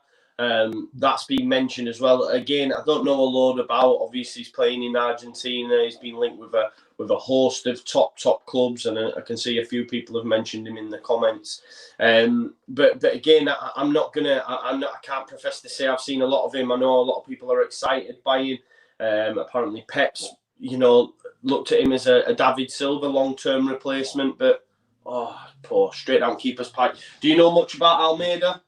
Yeah, again, a lot of it's based on like kind of. I'll tell you what, it's a through ball there. Just to Watkins, he's just a bit of a bad touch. He's still going for it. Can he get the rebound? No, it's cleared out. Let's go on to Almeida. I did say earlier on today, I probably prefer his style of player to Eze at this stage. I think with Almeida, the big thing about him is he can play a load of different positions. He can play centre mid, he can play right wing, he can play as a number 10. So I like that about him. Yeah. Again, I can only really go off kind of what I've read up about him and what I've seen on videos. Because I'll be honest, mate, I don't often watch Vélez Sarsfield, to be fair, for Argentina. I don't often watch them on TV, but I think any Leeds fan who's saying he's seen him play before is probably fibbing a little bit, to be fair, to look good. Seen plenty of those on Twitter, put it this way. But yeah, from what I've seen of him, he looks like someone who's going to get goals. I think he looks like a dribbler. Similar to a Saiz type player, like I think a bit more aggressive than Saiz. I think he can put his foot in as well. To be honest, I don't really know who I was comparing to be honest. But say what Ayew. It's another one. He's got loads of the goal to aim at there. He knows as well. Just put a bit too much borrow on it, hasn't he? He's just tried to put a bit too much bend on it. It's just for someone like Ayew's quality, but he's just done Henry there. He's just Henry's just got nowhere near him. One little move and get out of the way. Yeah, really sitting in. If you look there though, I mean, you've got 6-7 Brentford bodies to Swansea's 3. You know what I mean? And although Swansea gave us a difficult game and they huffed and puffed a lot, they didn't really carve open any clear-cut chances, did they? And I think that's the thing with Swansea, they don't create an awful lot, really. Well, it's got to come from that front three, hasn't it? The rest of the team you don't look at Matt Grimes and think goal threat. You don't think that 5-10 goal season player. I think the only real goal threats in that team is Gallagher, Ayew, Brewster. Just to go on to Almeida, I think. I'm trying to think who I was comparing to. He looks a bit Lewis Cook-like to me, but with goals in him. Goals and probably more of an end product, if you know what I mean. Probably more, if that makes sense. I think he's got immense potential. I can see why teams are interested. But the thing is with signings like this, you don't know how well they will adapt. And particularly when they're young, he's still only played kind of like 40 to 50 senior games. It is a risk to it, but for me, I look at it and think it's probably a better fit than Eze because of what he can do off the ball and he can play in different positions. And not to say I wouldn't want Eze, but I'd like the look of Almeida. I'd certainly look at him and say it's a decent option to have in the team. For Click and Pablo to give him a rest and that lot. But I can't go too much into it. I wouldn't know as much about him as for Eze, for example. But from what I've seen, mate, I'd say I'd give it the thumbs up if it's a reasonable price to it. And it'll piss off Scum as well again because they're after him. Yeah, exactly. I'm just having a look here. Someone's tagged in something that Troy. Are you on the run here? He's done Henry again. He's pulling it into Brewster. Brewster's done him. Is that a penalty? Oh, he's giving it. It's Pontus Jansson's dived in. He's not really Johnson as well. No way, Ponders. There's no VAR. It's a penalty. You know what, mate? I was thinking there's VAR then. I was thinking, is it a penalty? But it's a penalty, guys. There's no VAR. It's a penalty. Oh, man, he must be thinking of all the Leeds fans now, right now. He's dived in. Yeah, he's dived in. What's he doing? That's from your captain as well. What's he doing? What's he doing? Definite pen. What are you doing? I mean, I'll be honest, mate. Yeah, it's a definite pen, Oscar. I mean, what's he doing there, Janssen? You know, it's captain as well. Oh, Brewster. Oh no, it's Ayew. Sorry, Ayew against Raya. It's Raya saved a couple of penalties this season, though. It's but a big advantage is to Swansea if they score. 25, just over 25 to go. Penalties to be taken. Oh, he's missed it. He's missed it. David Reyes saved it. It's in the middle of the goal. He's missed it. Oh, what a chance. What a chance for Swansea. But wow, that could be a turning point in the whole tie. Yeah, it is. Why is it? Oh, you don't fucking miss from there. Oh, it's a good hand, though. It's a strong hand of Raya. And, you know, I've said for many years, mate, how big a fan of David Raya I am. Local hero, mate. Local hero. I know you've mentioned before, So I'd be buzzing for him if he went up, mate. It'd be really good for the town, having a Premier League player who's come through the Southport ranks. It'd be good to see, mate. But I know a lot of people like him too. He's done well there, you know, to get round him. He's done ever so well. Brentford on it. I think that's a big boost. Sigh of relief there, you that's know. The thing, isn't it? It's a big boost to Brentford, that, though. I think it's a big boost psychologically. Yeah, it is massive, isn't it, mate? And that, you know, Swansea, we were just saying, did open a lot of chances, and, you know, 12 yards he should score. Had to give it Brewster, but I know I use the top boy in this team, and so yeah. He's the more experienced head, isn't he? Yeah, exactly. He's gone in there, Henry. He's gone in there, hasn't he? But I think he's won the ball, though. I think he's won the ball. It's just I don't know why it looks worse than it did. Yeah, exactly. How quick the motion kind of thing he went in with. But I don't know why all the players are crowding round here. The Swansea players try to make it something that it's not. I hope it does. It ruins the game if he sends him off for this. Yeah, surely, no, exactly. It's not sending off. Totally fuck off, man. It's not sending off. Sorry, I got really angry. Oh, he's not. He has. Hey, send him off! That spoils the game. It spoils the game, that totally spoils the game. Joke, man. That's not a sending off. It's not. Rico, you can't send him off for that. It's not a sending off. And the referee has let himself get overawed by the fucking players round him. That is not a sending off, Oscar. I hate that. You can't tackle these days in this game. You can't. I don't understand that. I don't understand it. It's not. He's won the ball. He's clearly played the ball. The ball's got even Thomas Franklin that's clapping as if to say great tackle. He's got the ball. It's not a red card, that. It's not a red card. I mean, we're getting annoyed, and we're not even Brentford fans, but it's annoying when you see games ruined by decisions like that, because it's a big advantage that to Swansea now with 25 minutes to go. Brentford have got to change the whole team around now. They've got to I don't even know if they've got a left back on the bench. But it spoils the game, that, doesn't it, mate? Because Brentford have got to sit in now, and it just spoils it, mate. It's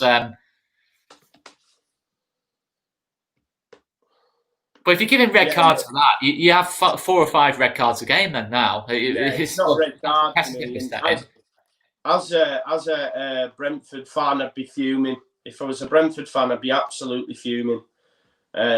Thinking about our mate Billy, he's not going to be happy with that. It's you know what I mean? When Brentford's, you know, over a season, a 46-game season, you know, and you could lose your chance of getting promoted to the Premier League on a fucking tosspot decision like that. You know what I mean? It's annoying. I mean, for me, that penalty miss was like the equivalent of I'll tell you what, it's a chance for Swansea here. It's well cleared out for Janssen, to be fair, but they're gonna have to hold in now, Brentford. But for me, that penalty miss just before the red card, I was going to say, was a bit like Cooper and Casilla in terms of momentum. You know, it's a bit of momentum shift, that, but. Tell you what, Brentford, Swansea being handed a massive boost there. I mean, massive boost. But just as the drinks break and subs are going to be made, mate, I'm just going to get a quick drink if that's okay. Yeah, of course it is, mate. Yeah. Back in a sec, guys. I need to have words with Oscar anyway. He's got the thumbnail as Luton Leeds, so he's not sorted that out. But I can see all over Twitter and stuff. I'm just having a look. It's definitely not a red. It's a crazy decision. Obviously, we've got the water break on now. Brentford, Pontus Jansson, absolute idiot, gives away the penalty.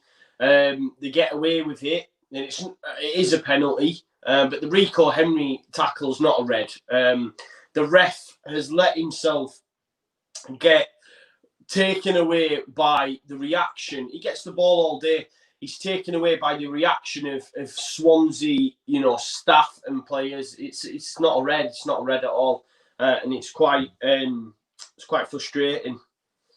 It is, mate. It's just when you're watching it as a neutral, I love things. I love tackles like that. Proper, just fully committed. He's had to put the tackle in, because if he doesn't put the tackle in, the guy's skipping away down the right flank there. But I don't know, the referees bottled it there for me. That's when you need referees to really step up, and make the big decisions. And he's been overruled, hasn't he, by the Swansea players, and it just ruins the game, that, for me. And yeah, of course, he's reacted to the Swansea players like it's an absolute joke. Brentford have actually tweeted out as well, that is a joke. Rico Henry wins the ball on the touchline. It's not even a foul, but he's been sent off. And they have every reason to be fuming with that. You would be.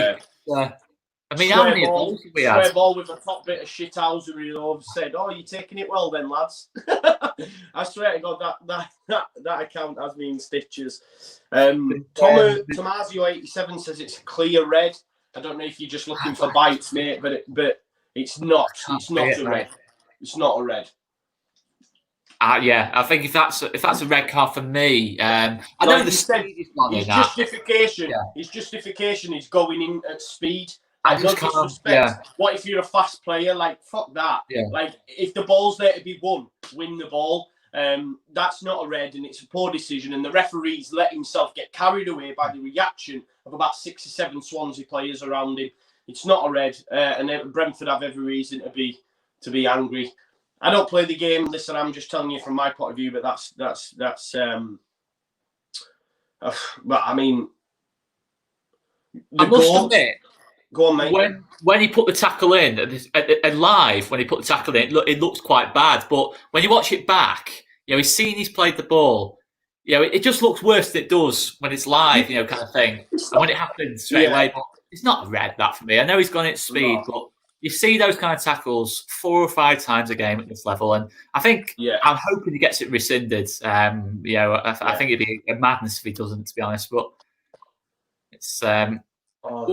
feels like Swansea are going to score to me. I can't see Brentford getting through 20 minutes of this, to be honest. Of just sustained pressure like they're facing at the minute. But Tom at Total Leeds thinks the penalty was soft. What do you reckon? Again, needs to see it again. I think Janssen. I think it was a pen. Jansen's got to use his head there for me. He's just dived in and let his team down, or almost let his team down. He's been lucky not to, but. Yeah, I think when you go diving in like that, you're asking for trouble, whether you make contacts or not. You just shouldn't. You should. The experience of Pontus Jansson, the leader of the team, you said the captain, should not be diving in like that. If Coops or Ben White did that, we'd go absolutely mad at them, wouldn't we? But the thing is, they wouldn't do that. So it doesn't matter. For all them people that are watching, we've got 467 people. So thank you. Keep getting your comments in. We'll react to them as they come in. Matt Davis makes a good point saying Janssen gets found out by pace, and he does. He did get found out all the time at Leeds United for that. Either that or running out of position to make crazy challenges. I always remember that one up against what's his face? Played for Brentford last season, now at Brighton. I forget. I should remember him. Neil Morpay. Bloody hell. And Griffin Park when he ran out and tried to. But it'll be backs against the wall now, I think, for Brentford. What do you reckon? Yeah, I think so. I think they're going to sit in and hope they can see this through. That's a good ball. So sitting up well. Oh, he sliced it. Oh. He sliced it. I thought that was good. I thought that was definitely a good chance. A goal, that. So, but Swansea playing some nice stuff now, but you'd expect that, wouldn't you? It's a lovely little layoff, but for me, if I'm Swansea, I just go for this now. This is the best chance you're going to get to beat Brentford. Try and get a 1-2 goal lead and just give yourself a chance at Griffin Park, because if this finishes 0-0, the boost Brentford will get from that in terms of their confidence that they've managed to get a clean sheet here with 10 men. It's all gone against them. It's it's a nice bit of play off Matt Grimes that he's released that just at the right time, and here we go. He's got to switch it. No, I just have a feeling Swansea are scoring here. To be honest, mate, I just think they're starting to really get on top, aren't they? Oh, Grimes, he's done well. Right. He's done well, hasn't he? But Grimes, why is he playing that pass? He doesn't need to do that now. Just be patient and. We've got a lot of comments. People that are just joining us, mate, just asking us who our thoughts are for the playoffs. I know we've mentioned it before. Mine are Cardiff. I think not that I want Cardiff to go up. Let me just caveat that, but I do think Cardiff will shithouse it. I genuinely do. I wouldn't want to face Cardiff, even our Leeds United side. Any of the others, I'd think, yeah, come on, we'll have a go. But I just wouldn't want to face Cardiff over 2 legs or in a one-game shootout, if I'm honest. Neil Harris and Cardiff are my pick. I think they'll shithouse it. Oscar, yourself? Yeah, I think Fulham, to be honest, mate. I think especially if Swansea get through, to be honest, I think only... I don't know, it's an interesting one, isn't it? It could... Whoever wins it, I'm not going to be surprised, to be honest, mate. I'm not going to be surprised if someone unexpected wins it. But I look at this now and think Swansea will probably win this game by at least a goal, to be honest. And look at that and think, this could knock Brentford out. That one decision could knock Brentford out the tie. But I have a feeling with Fulham, one player I think Benjamin Bloom mentioned yesterday was Harrison Reed. He's looking like he's going to get games for Southampton next season. He has been so impressive for me, because I looked at Fulham after we beat them 3-0 and thought they might not even get in the playoffs there. They might not even get in the playoffs. To be fair to Parker, I've given him stick all season. I still don't think he's a particularly great tactician, but he's just kept it simple. He's gone back to basics a little bit. He's brought Harrison Reed into the team, Harry Arthur, Kearney alongside him. But I look at Reed and think he's the player of real quality. He can pass the ball, and he got Mitrovic up front. And Mitrovic is always goals, isn't he? I think only Ben White has really stopped him this season. I think you certainly look at Janssen against Mitrovic. For me, on his day, I think Mitrovic wins that battle. And obviously got Knockaert, who's starting to find his feet now. So for that reason, and obviously Hector at the back's massive for Fulham. I think he gives them a little bit more solidity. Is a good sign in that. I think Fulham, I don't think they're as impressive as last time they went up, but I think they're just about... With Brentford just losing confidence a little bit, I'm probably going to lose this game in the end. I think a Swansea-Fulham final potentially from here. Depending on this, if Swansea don't score, they're not going through for me. But if they do, they are for me. So it's very much on these last 15 minutes for me in this tie. On the knife edge, you'd say, yeah? I certainly don't look at Swansea and think that, it is. It does feel like it really on the... Because Swansea know they need to score here. But with that, they might just leave a bit of space for Benrahma and Buemo to really find a sucker punch kind of thing. But ball coming in here. But yeah, I'd say Fulham, mate. I'd say Fulham. I just think in terms of quality, they're a little bit better than Cardiff. And but mate, I'd be no surprise to me if Cardiff win the playoffs. No surprise at all. Yeah. I wouldn't bet on anyone. It'd be madness to put a bet on in this because. Yeah. Anything can happen. Anything can happen. Mate, my pick was Forest, and look how that happens. I was the same, mate. I think we all felt Forest in the playoffs would be a nightmare. Lolly and Graben, and then obviously just shit out at the rest. And I don't see how Forest come back from this. I don't see without changing the manager or making a raft of new signings. Because how would you bounce back from that? How would you bounce back from that?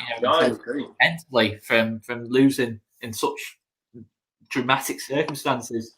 I'm just having a look now because people are asking how he's doing. That's a penalty. It's a penalty, that, bro. Oh, he took a dive. Penalty. His books took a diving. Is that to make up for the red card, maybe? Yeah, possibly. He's gone flying in, and he's into Raya, but Good bit of play though. Love this off Gallagher. Oh, look at Janssen though, diving in. Diving in, no shocks. Look at this off Gallagher. Look at this. Oh.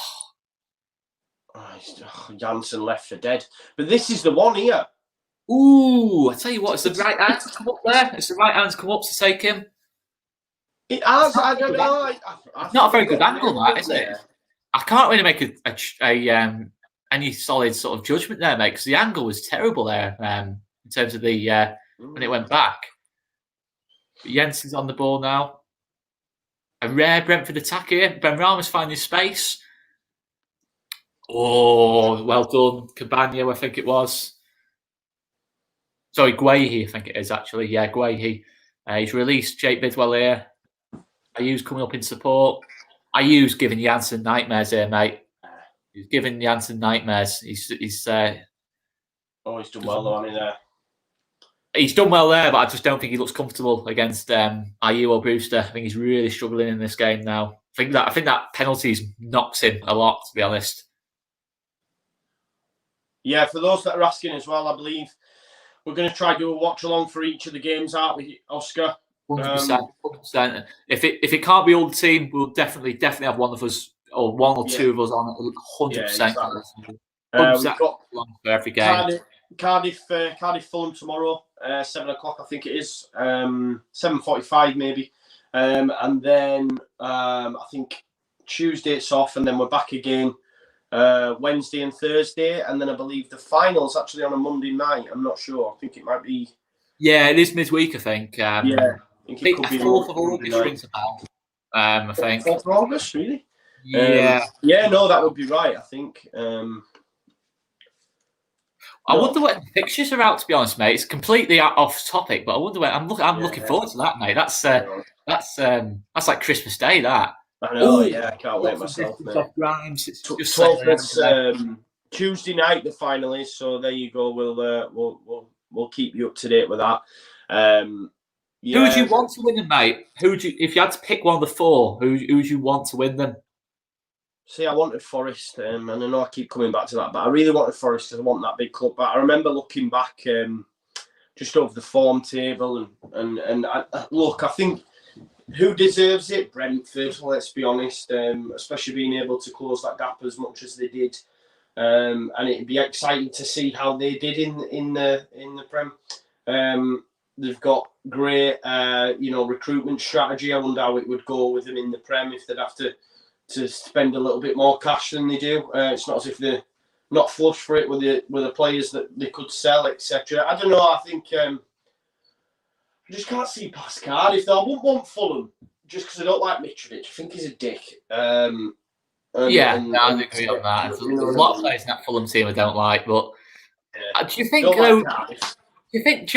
Cardiff would be? I know you don't want them to go up, but do you not think that'd be a bit of a waste of time in the Prem? Do you not think they're just going to come straight back? I don't see how Cardiff stay in. I mean, they had a better chance last time they were in it with Warnock, and they actually, didn't win the league, but they went automatically, and they were very good. Last time they were in this league, and what a goal! What a goal! What a goal that is off Ayew! What a strike that is! You know what? The best bit about that is the little flick by Conor Gallagher. Yeah. 1-0 Swansea. What a strike. Just watch that flick by Gallagher. There's nothing Raya can do about that.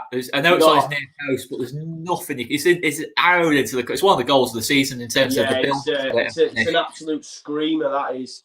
Well, it's just coming up like the Gallagher flick. Yeah, that's the one, isn't it? It's how you combine. Look at that. And then, that's a fantastic, outstanding goal. That's an outstanding goal. That flick by Conor Gallagher there is just delicious, man. Oh, look at that. And then, it's just brilliant. That is what you love to see. Yeah. Take your hat off there. Outstanding. He's missed the penalty. He's bounced back, and he scores one like that. It's Brentford have just got to make sure they don't concede that second goal. They've got nothing daft. It's only half time. Just don't concede the second, because the tie is difficult to see him coming back. But Swansea are going to push for that second now, I think, mate, with the situation now. They're playing against 10 men. They could bury the tie here if. No, you're right. You said as well, mate. You were bang on. I did feel though the first goal in this tie was going to be very important. I think in both playoff games, I think the first goal is going to be important because Brentford are in an awkward one here now because we know what Swansea can do to him, on the counter. If because Brentford are going to have to open up at Griffin Park. If you're giving Gallagher, Brewster space on the counter, they could. I know there's no away goals rule in the playoffs, but the last thing they want is to concede an away goal at Griffin Park, and then they need 2 goals just to get it back level, kind of thing. It's a big advantage now to Swansea. Yeah.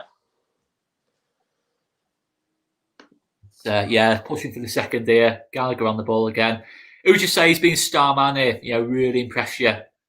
Listen, I think Andre Ayew makes them tick all the time. He runs all day, doesn't he? Let's be honest. Gallagher as well. Brewster's look dangerous.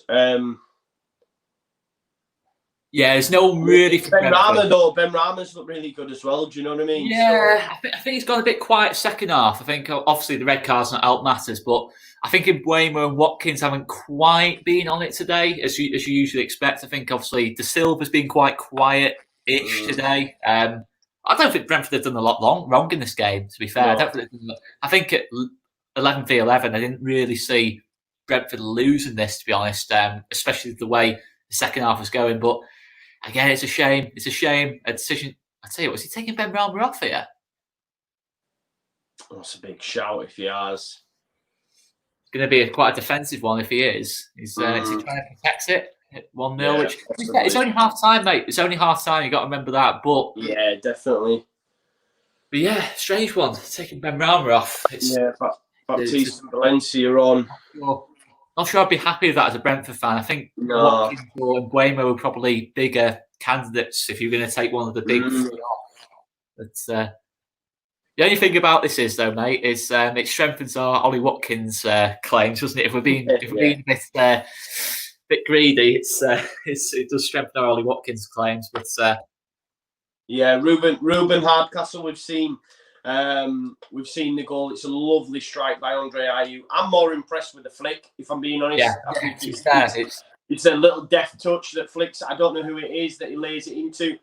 Gallagher's going for the 1-2, but obviously Ayew just nips in and absolutely smashes it. And Raya has no chance. And big shout out Robbins on tour, who's asked for one. But yeah, it was a great finish. And Parody Bamford's asked that we sing Mind the Gap, Thomas Frank. Mind the Gap, I say. Mind the Gap, Thomas Frank. Because we play football at Bielsa way. I don't know. I just thought of that. Bielsa way. Yeah, there you go. Ooh, decent old ball in. Robertson's going to recover it. He has recovered it. I like Roberts, though, mate. He plays for the Welsh national team as well, I think. I mean, that's not much of a claim. I mean, Hal Robson-Kanu still gets games and Sam Hope still gets games for Wales, but he's a good player for me, Roberts. I've been impressed by him at right back. He's done a decent. He's had a decent shift, I think, today. But if I'm Swansea here, mate, I'm looking and thinking, let's just try and bury this now. Let's try and really push for that second. Ben Rama's come off. Let's just, you know what, lads, let's just push for that second goal now. Let's just try and obviously don't go stupid and concede an equaliser, but getting a second goal now is massive. Oh, that's poor off the left back though, who's just come on. Got away with one a little bit there, Brentford, but it's a risky one. Baptiste, can't lose the ball here. But yeah, he's ran it out of play. I think it's knocked him, hasn't it? The red card. Yeah, I was thinking you're right.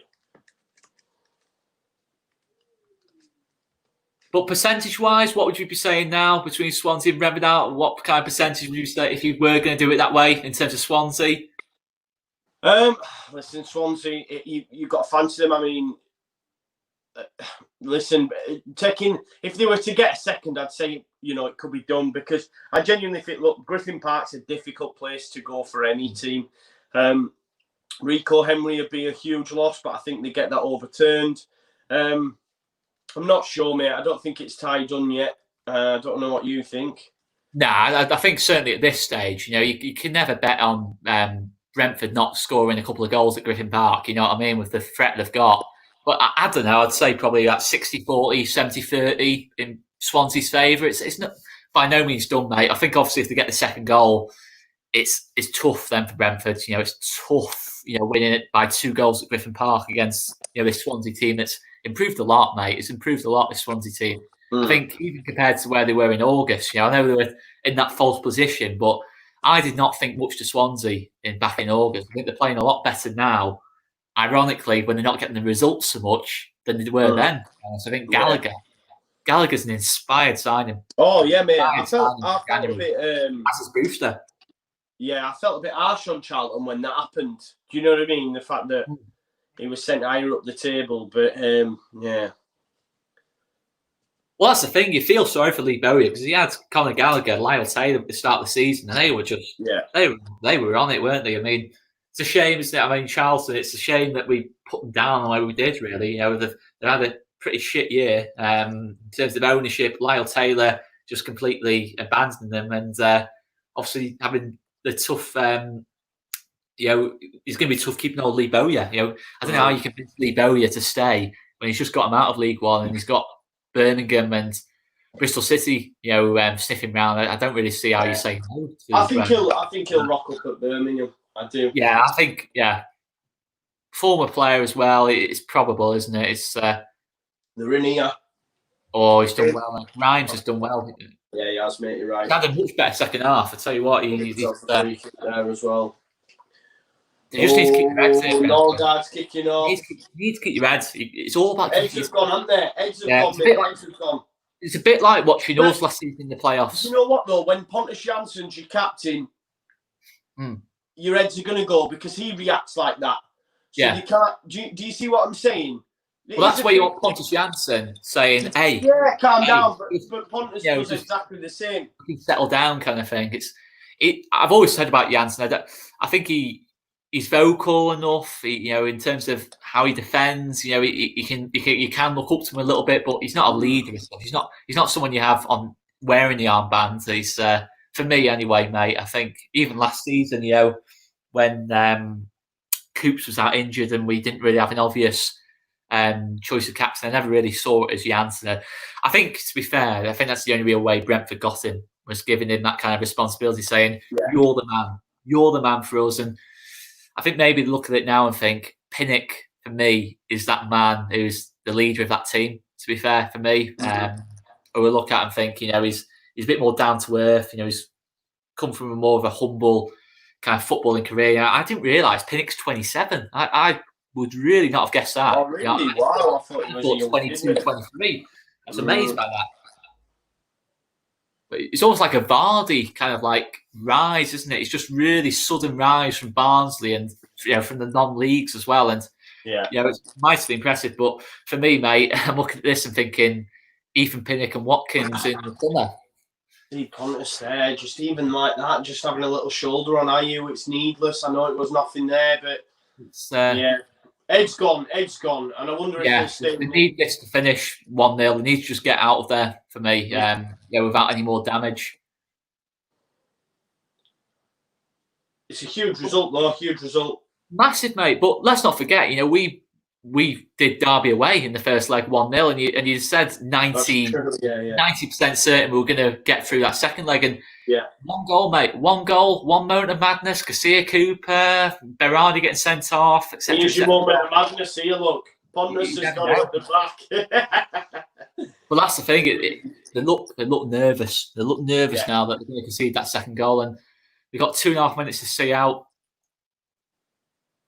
Watkins, a bit too clever. But I don't know why they brought Ben Rama off there. I think it's just you're asking for trouble. You're just asking for a bit of bother there. Yeah, he's the one you need to create that moment of magic, but maybe he's not doing his jobs defensively that Thomas Frank's asked him to. They can't afford to go another one down. So is it damage limitations? Do you know what I mean? That's the thing. I mean, we've said before about Brentford's mentality. I think from 1 down, you're still in the chance of their quality, but 2 down, you look at how they kind of fell apart against Barnsley, fell apart against Stoke.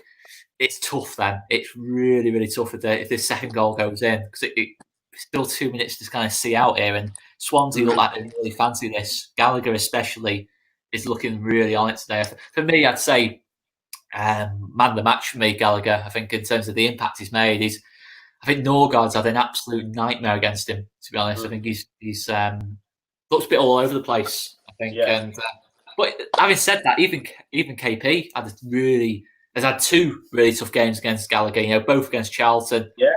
And obviously, I think he's been one of the few players this season who's caused KP, who's really made KP, work for 90 minutes kind of thing. Obviously, most games you see KP, he just strolls it. It's easy. It's a walk in the park. He just, it's nice and simple. But we've got a Fulham fan in here, Stormtrooper, saying, "Come on, Swansea." So obviously, Fulham see Swansea as the easier of the two. It's a great tackle.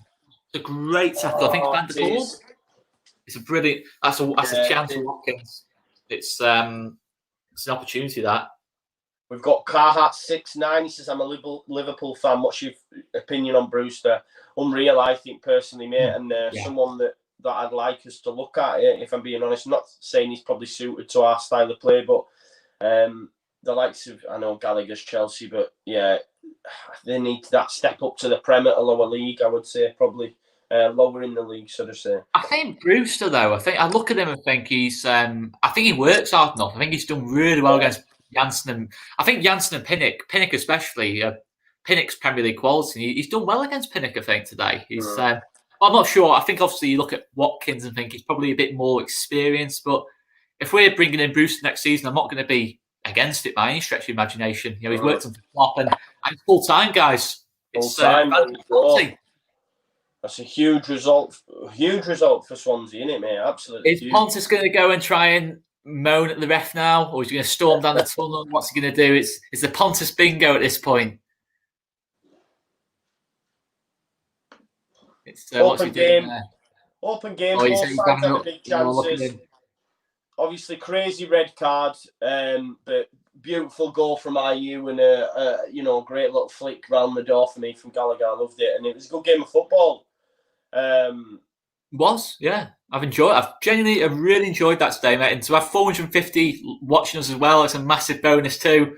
It's can't wait for tomorrow's game. I think it's going to be completely different in terms of how Cardiff play. I think it's going to be a bit more of a tough watch tomorrow, but you'll still be good from a tactical point of view. If there's an early goal in that, it'd be nice. But make sure you join us tomorrow, guys. Make sure you join us for the next 4 games. The second leg of this, both legs of Fulham Cardiff, and the El finale as well. It's make sure you join us, guys, because we're not thinking around the playoffs. Everyone else is, and I'm happy with that, mate. Yeah, exactly. We're not. Yeah, exactly. You bang on, mate. And it's been a long day. Having a word there. Oh, Thomas Frank not happy there. Oh, he's looking a bit sore loser there. Yeah, it's not. Talking of sore losers, Neil Harris is on screen now. Yeah, and Scott Parker. Listen, out of the two, I look at Neil Harris and think he'll shithouse it over 2. I just don't rate Scott Parker at all. But they've got individual players that can make magic happen. So I guess we'll wait and see. But Cardiff are in some decent form. So I don't know.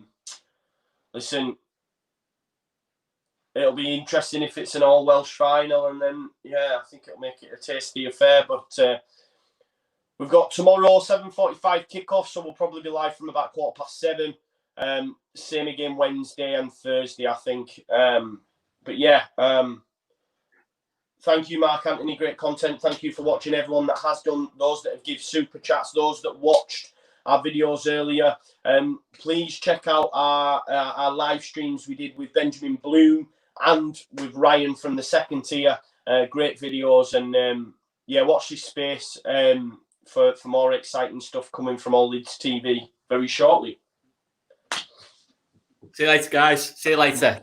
We'll leave it there anyway.